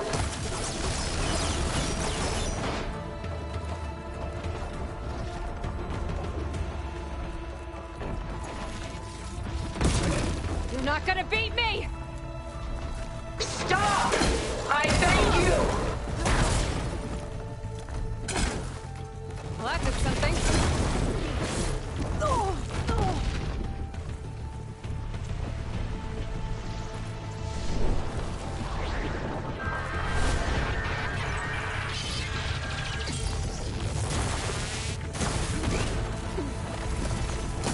Death brings only darkness. I can take you to the stars.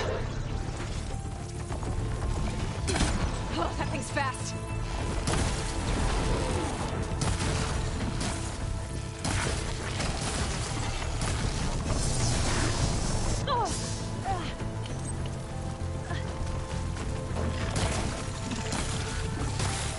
I can endure. You cannot.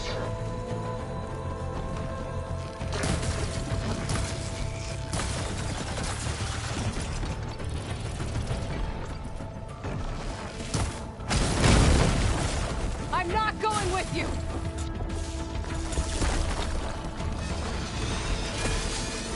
Sticks and stones against the lightning.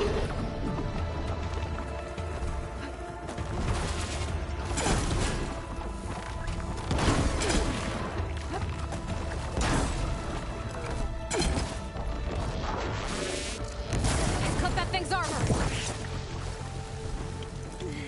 I can switch it up.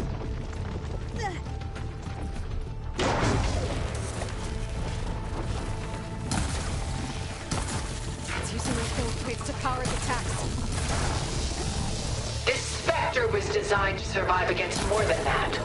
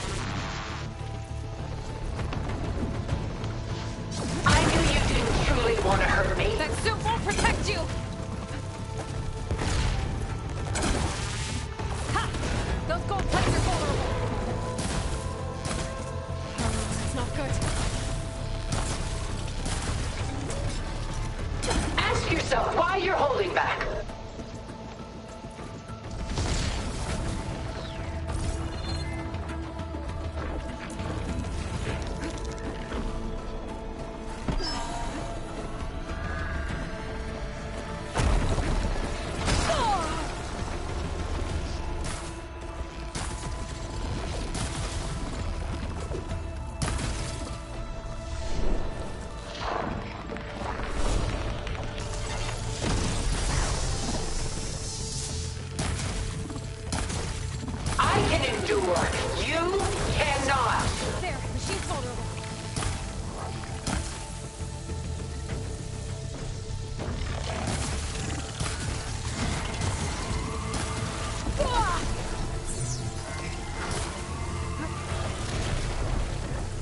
I knew you didn't truly want to hurt me.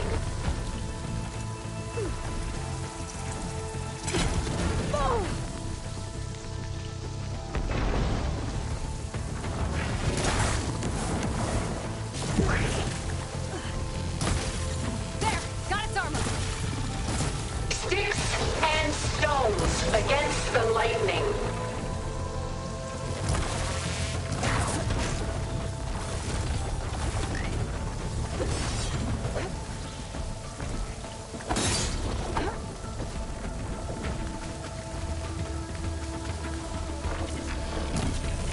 I can endure. You cannot.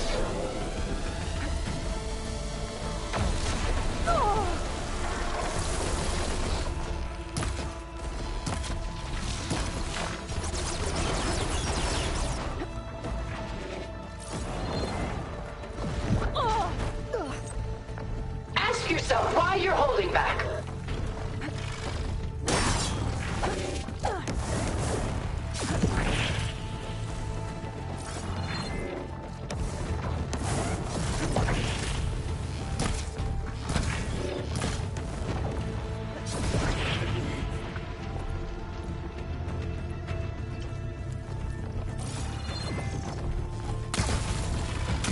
This Spectre was designed to survive against more than that.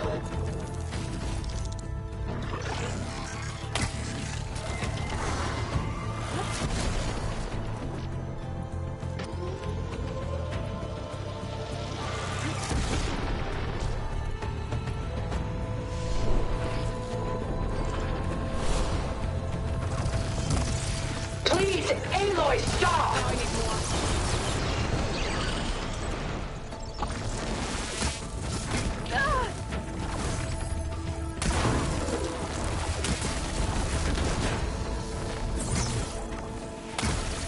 Blast off!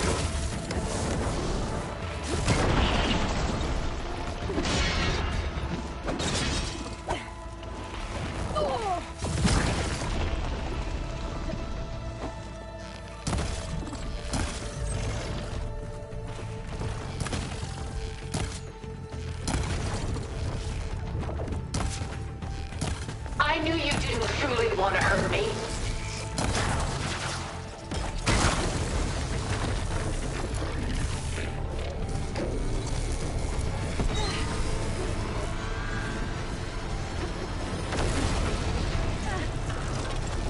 How much pain are you going to take?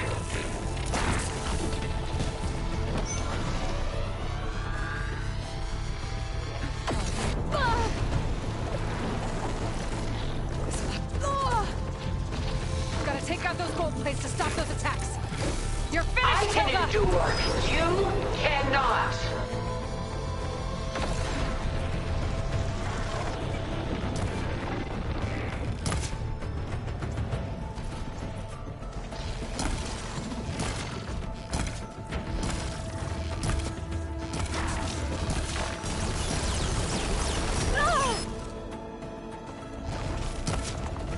Powering up. Ask yourself why you're holding back.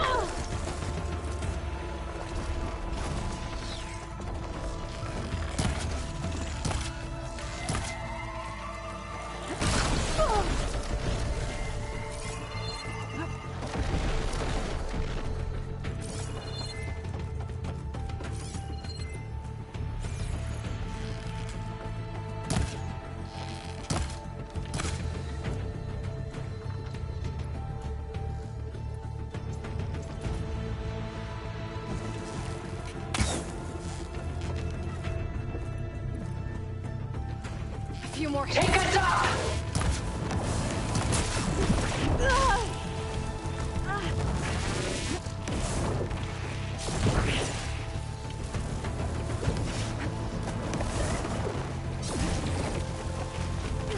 Engage thrusters!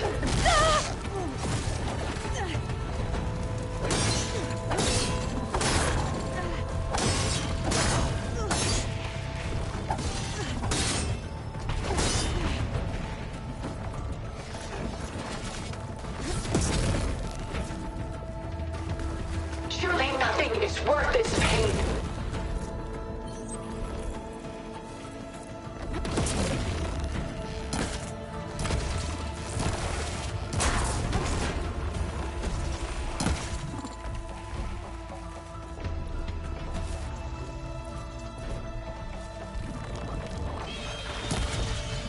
Sticks and stones against the lightning.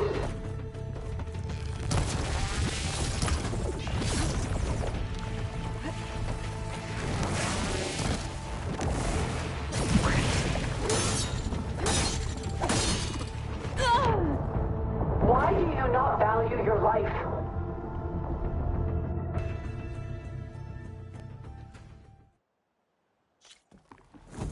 This Spectre was designed to survive against more than that.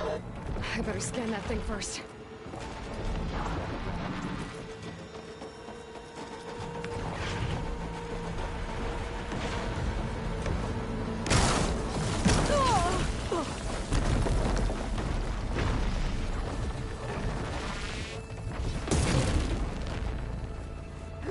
Don't make me hurt you!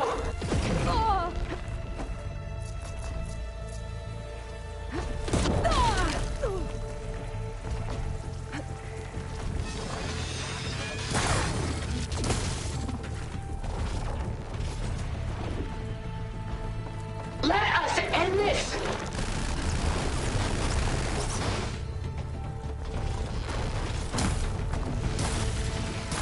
Gold plates are vulnerable to elemental ammo. Ask yourself why you're holding me, back. Tilda!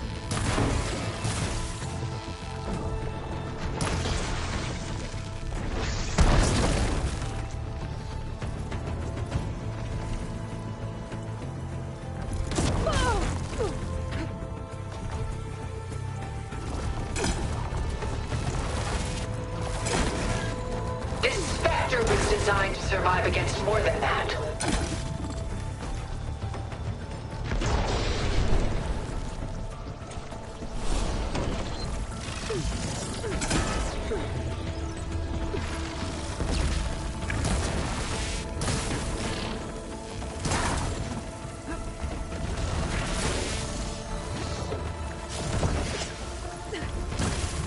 There are no answers in death.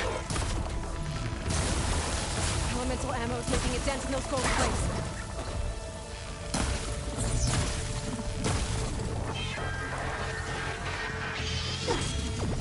It's quick! I'll shut you down. I can endure. You cannot.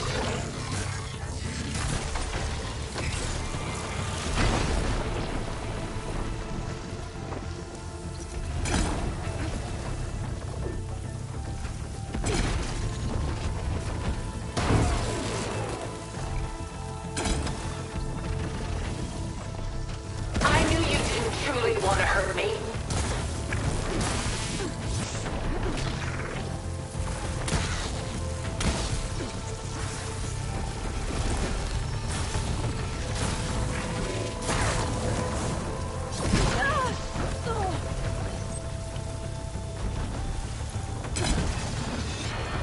Sticks and stones against the lightning.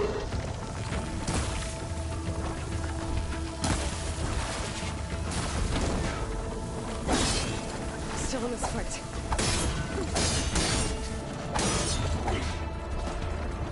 This won't work, Tilda! I knew you didn't truly want to hurt me.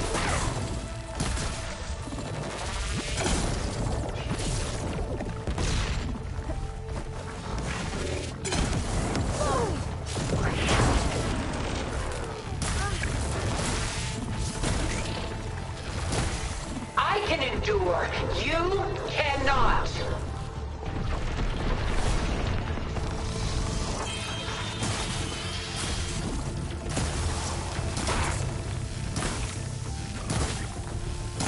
Oh, that thing's fast.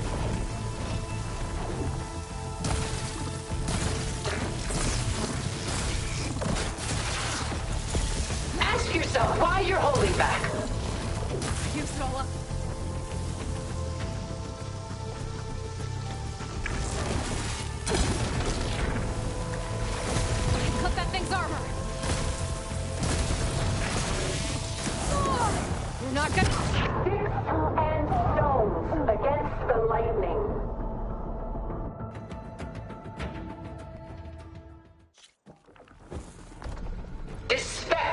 designed to survive against more than that. I better scan that thing first. I gotta get through all that armor before I can do some damage.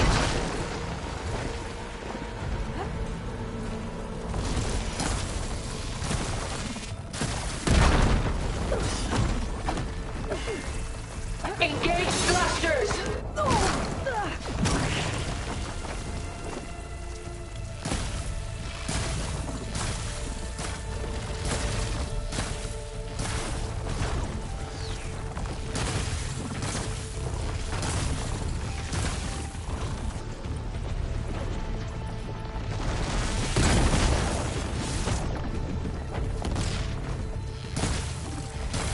Ask yourself why you're holding back.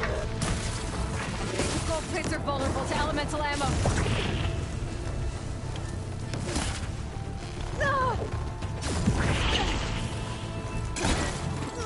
I'm not going with you.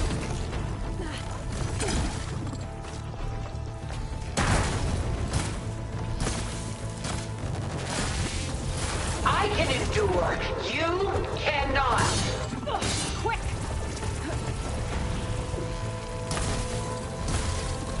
Alright, next idea.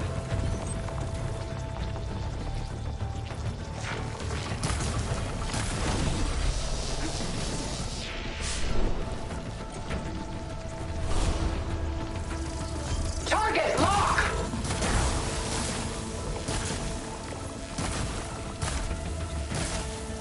Elemental ammo is making a dent in those gold plates.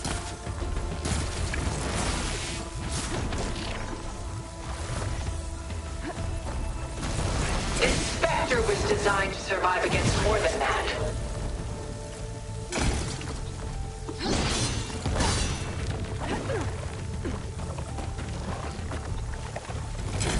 That suit won't protect you!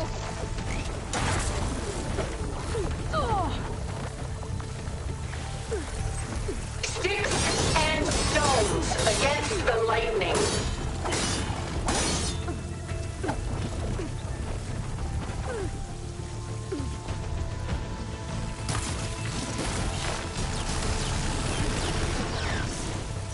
Oh, that thing's fast.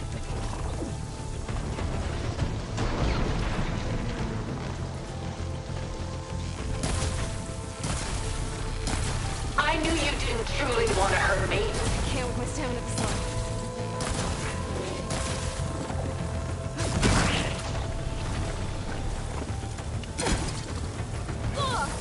There! Got its armor!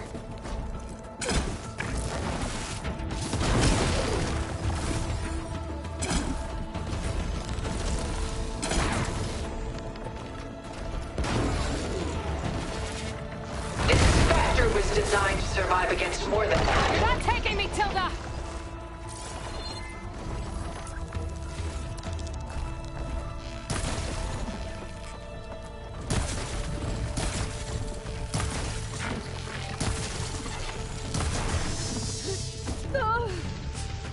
Sticks and stones against the lightning.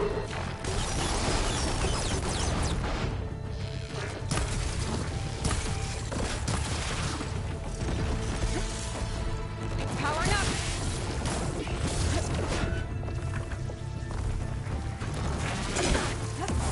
I do not wish to warn you.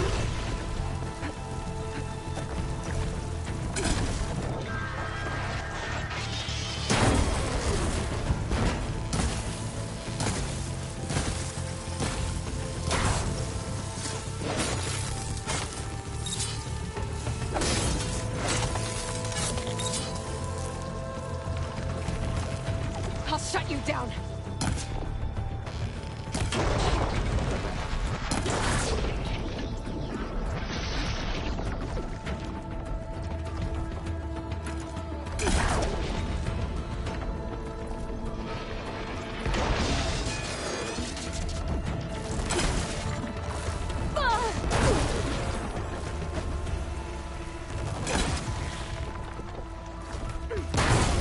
Strike now. They're powering its attacks!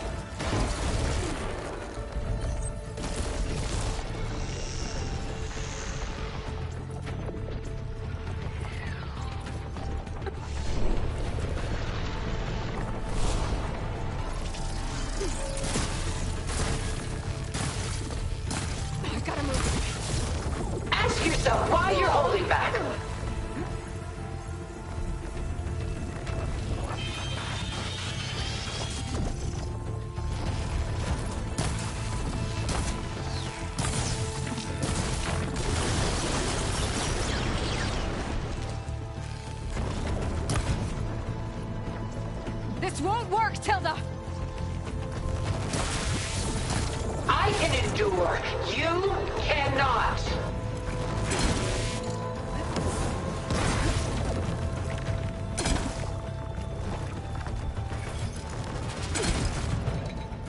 Well, that did something.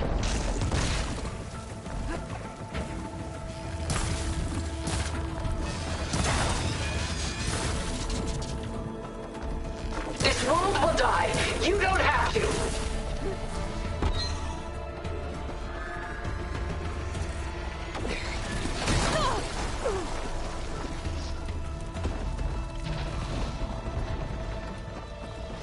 You can't stop me, Aloy.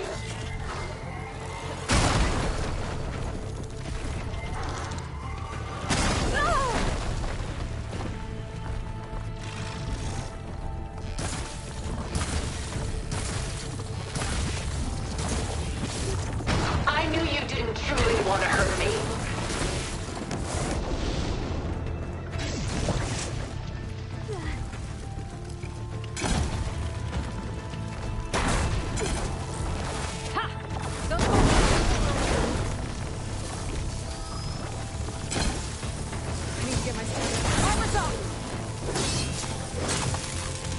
Soon we will be all that is left of the human race.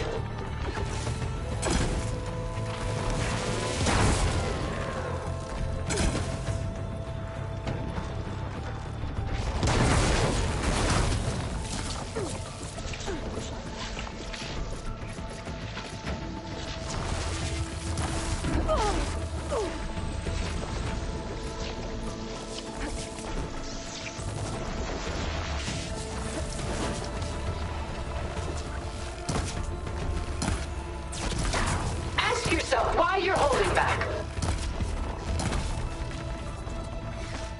You're finished, Tilda!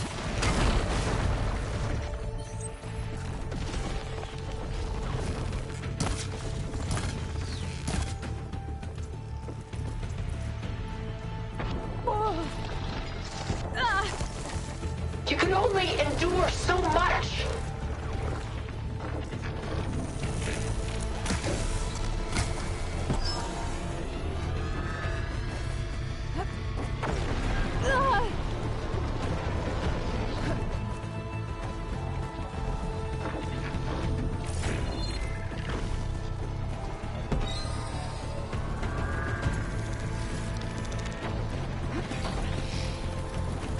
Give up now!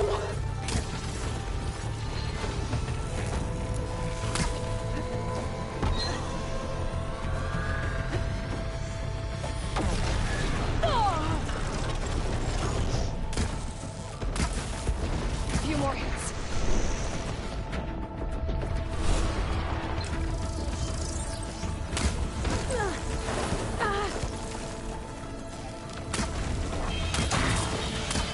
This Spectre was designed to survive against more than that.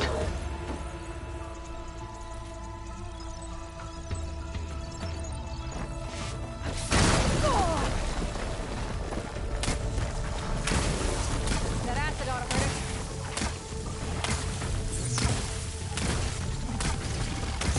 Sticks and stones against the lightning.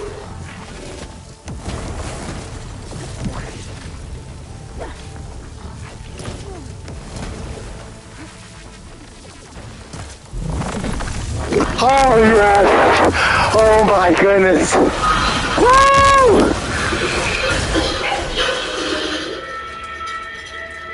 That lesbian lover wanted me to go on a different planet with her.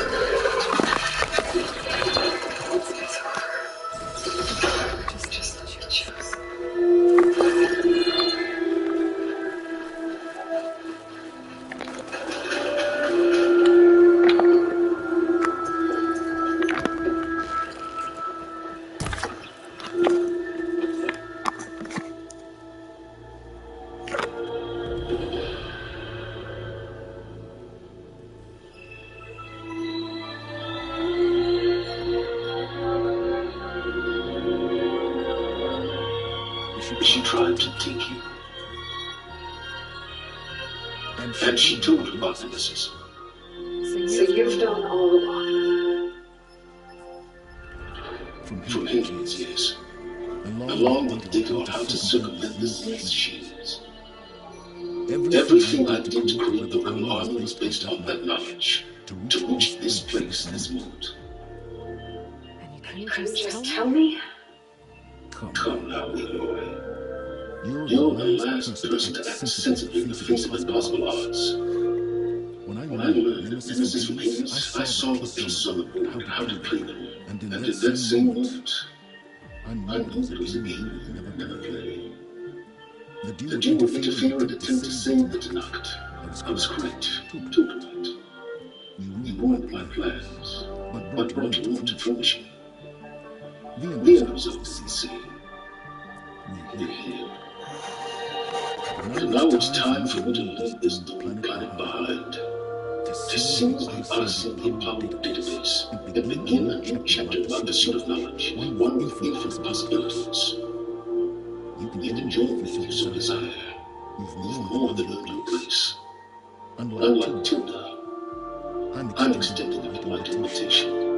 You're going to just take off and abandon everything?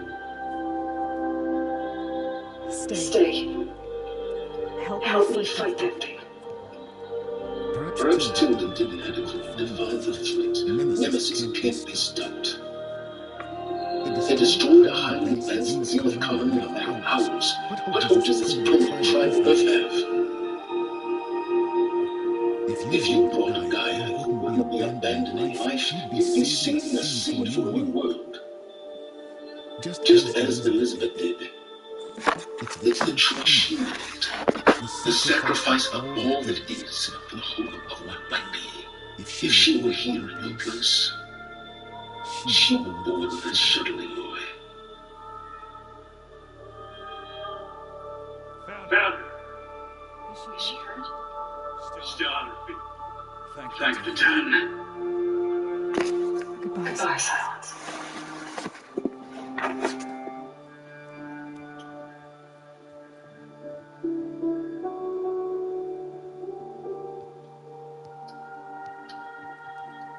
She looks okay. She looks victorious. As always. Aloy. You did it.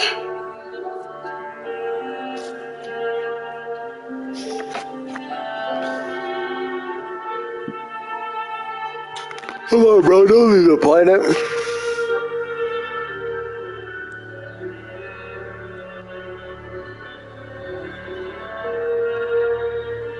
Hey, where's he going?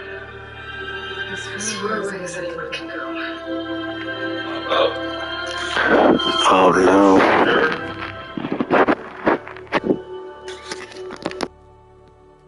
You're staying. For a time. You people are going to need all of the help you can get.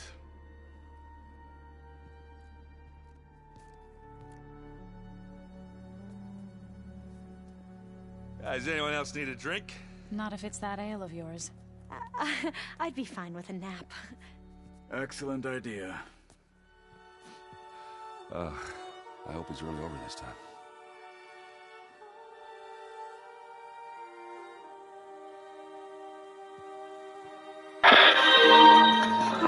Oh my goodness.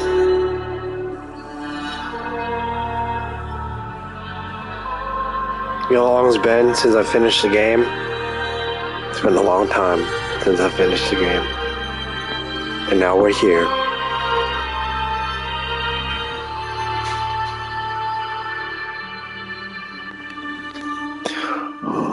There's another battle ahead, Elizabeth.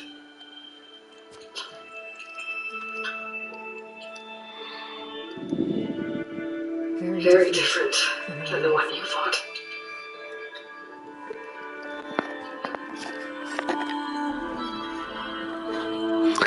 Well, Horizon 3 on the way. It's not about the distant hope of creating a new world. Oh, no, it's not all done. Are we done? I think it's setting up for the next game. My friends have a new mission.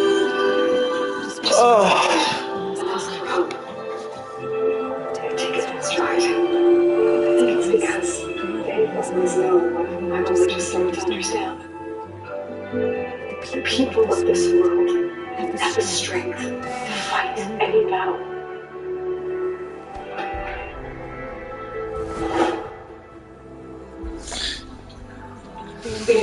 Oh, my back. Hello, guy. Two side quests that I only did like a part of before I quit.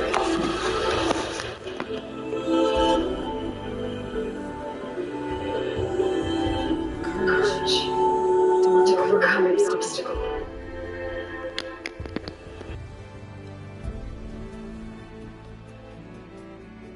And the resilience to rise after any setback.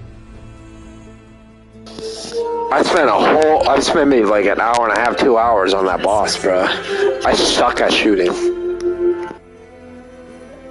What lies ahead will be harder than anything we've faced before.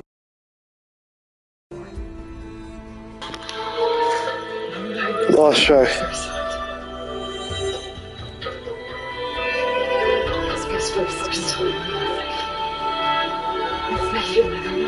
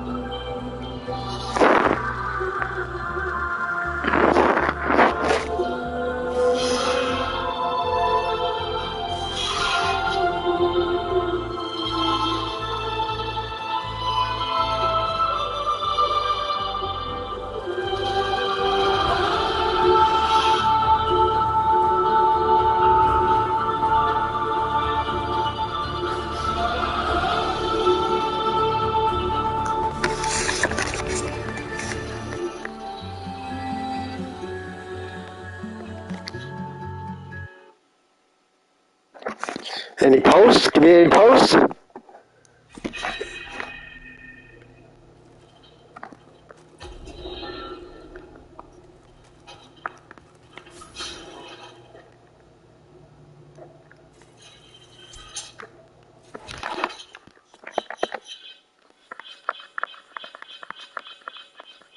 Yeah, like, I figured if I skip the credits, it's just gonna go to the post, but I guess not.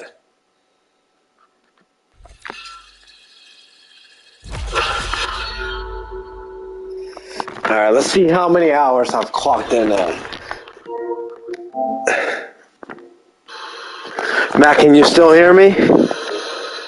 Because this is video pause, but only mic. Alright, I am 64 hours. That's only how many hours I played. I thought I played like 140. Jeez.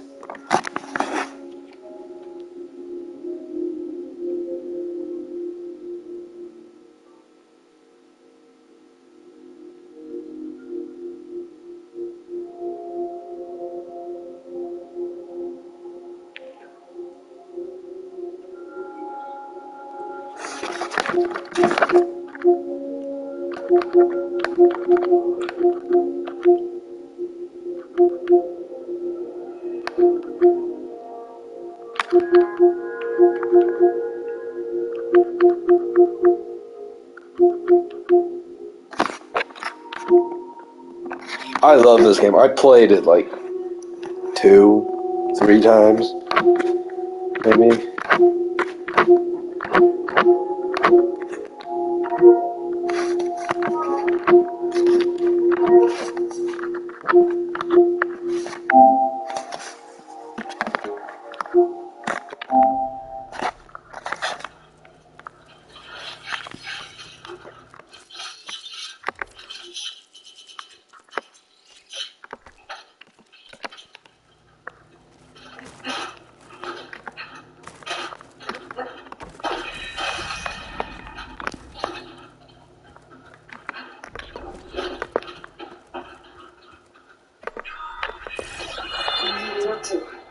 I'm getting a head start on looking for ways to temporarily stabilize the biosphere.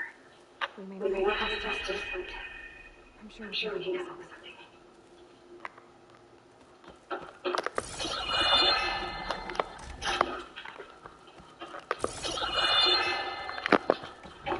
Did you need something?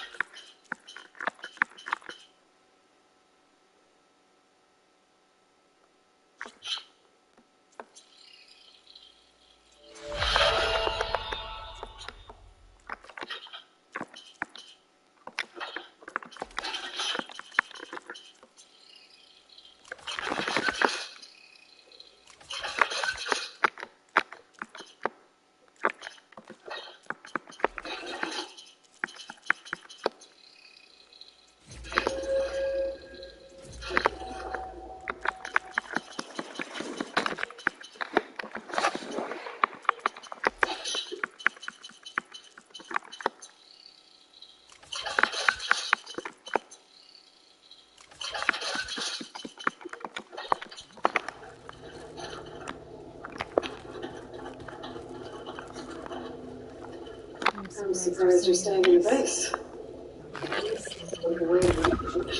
You almost left me!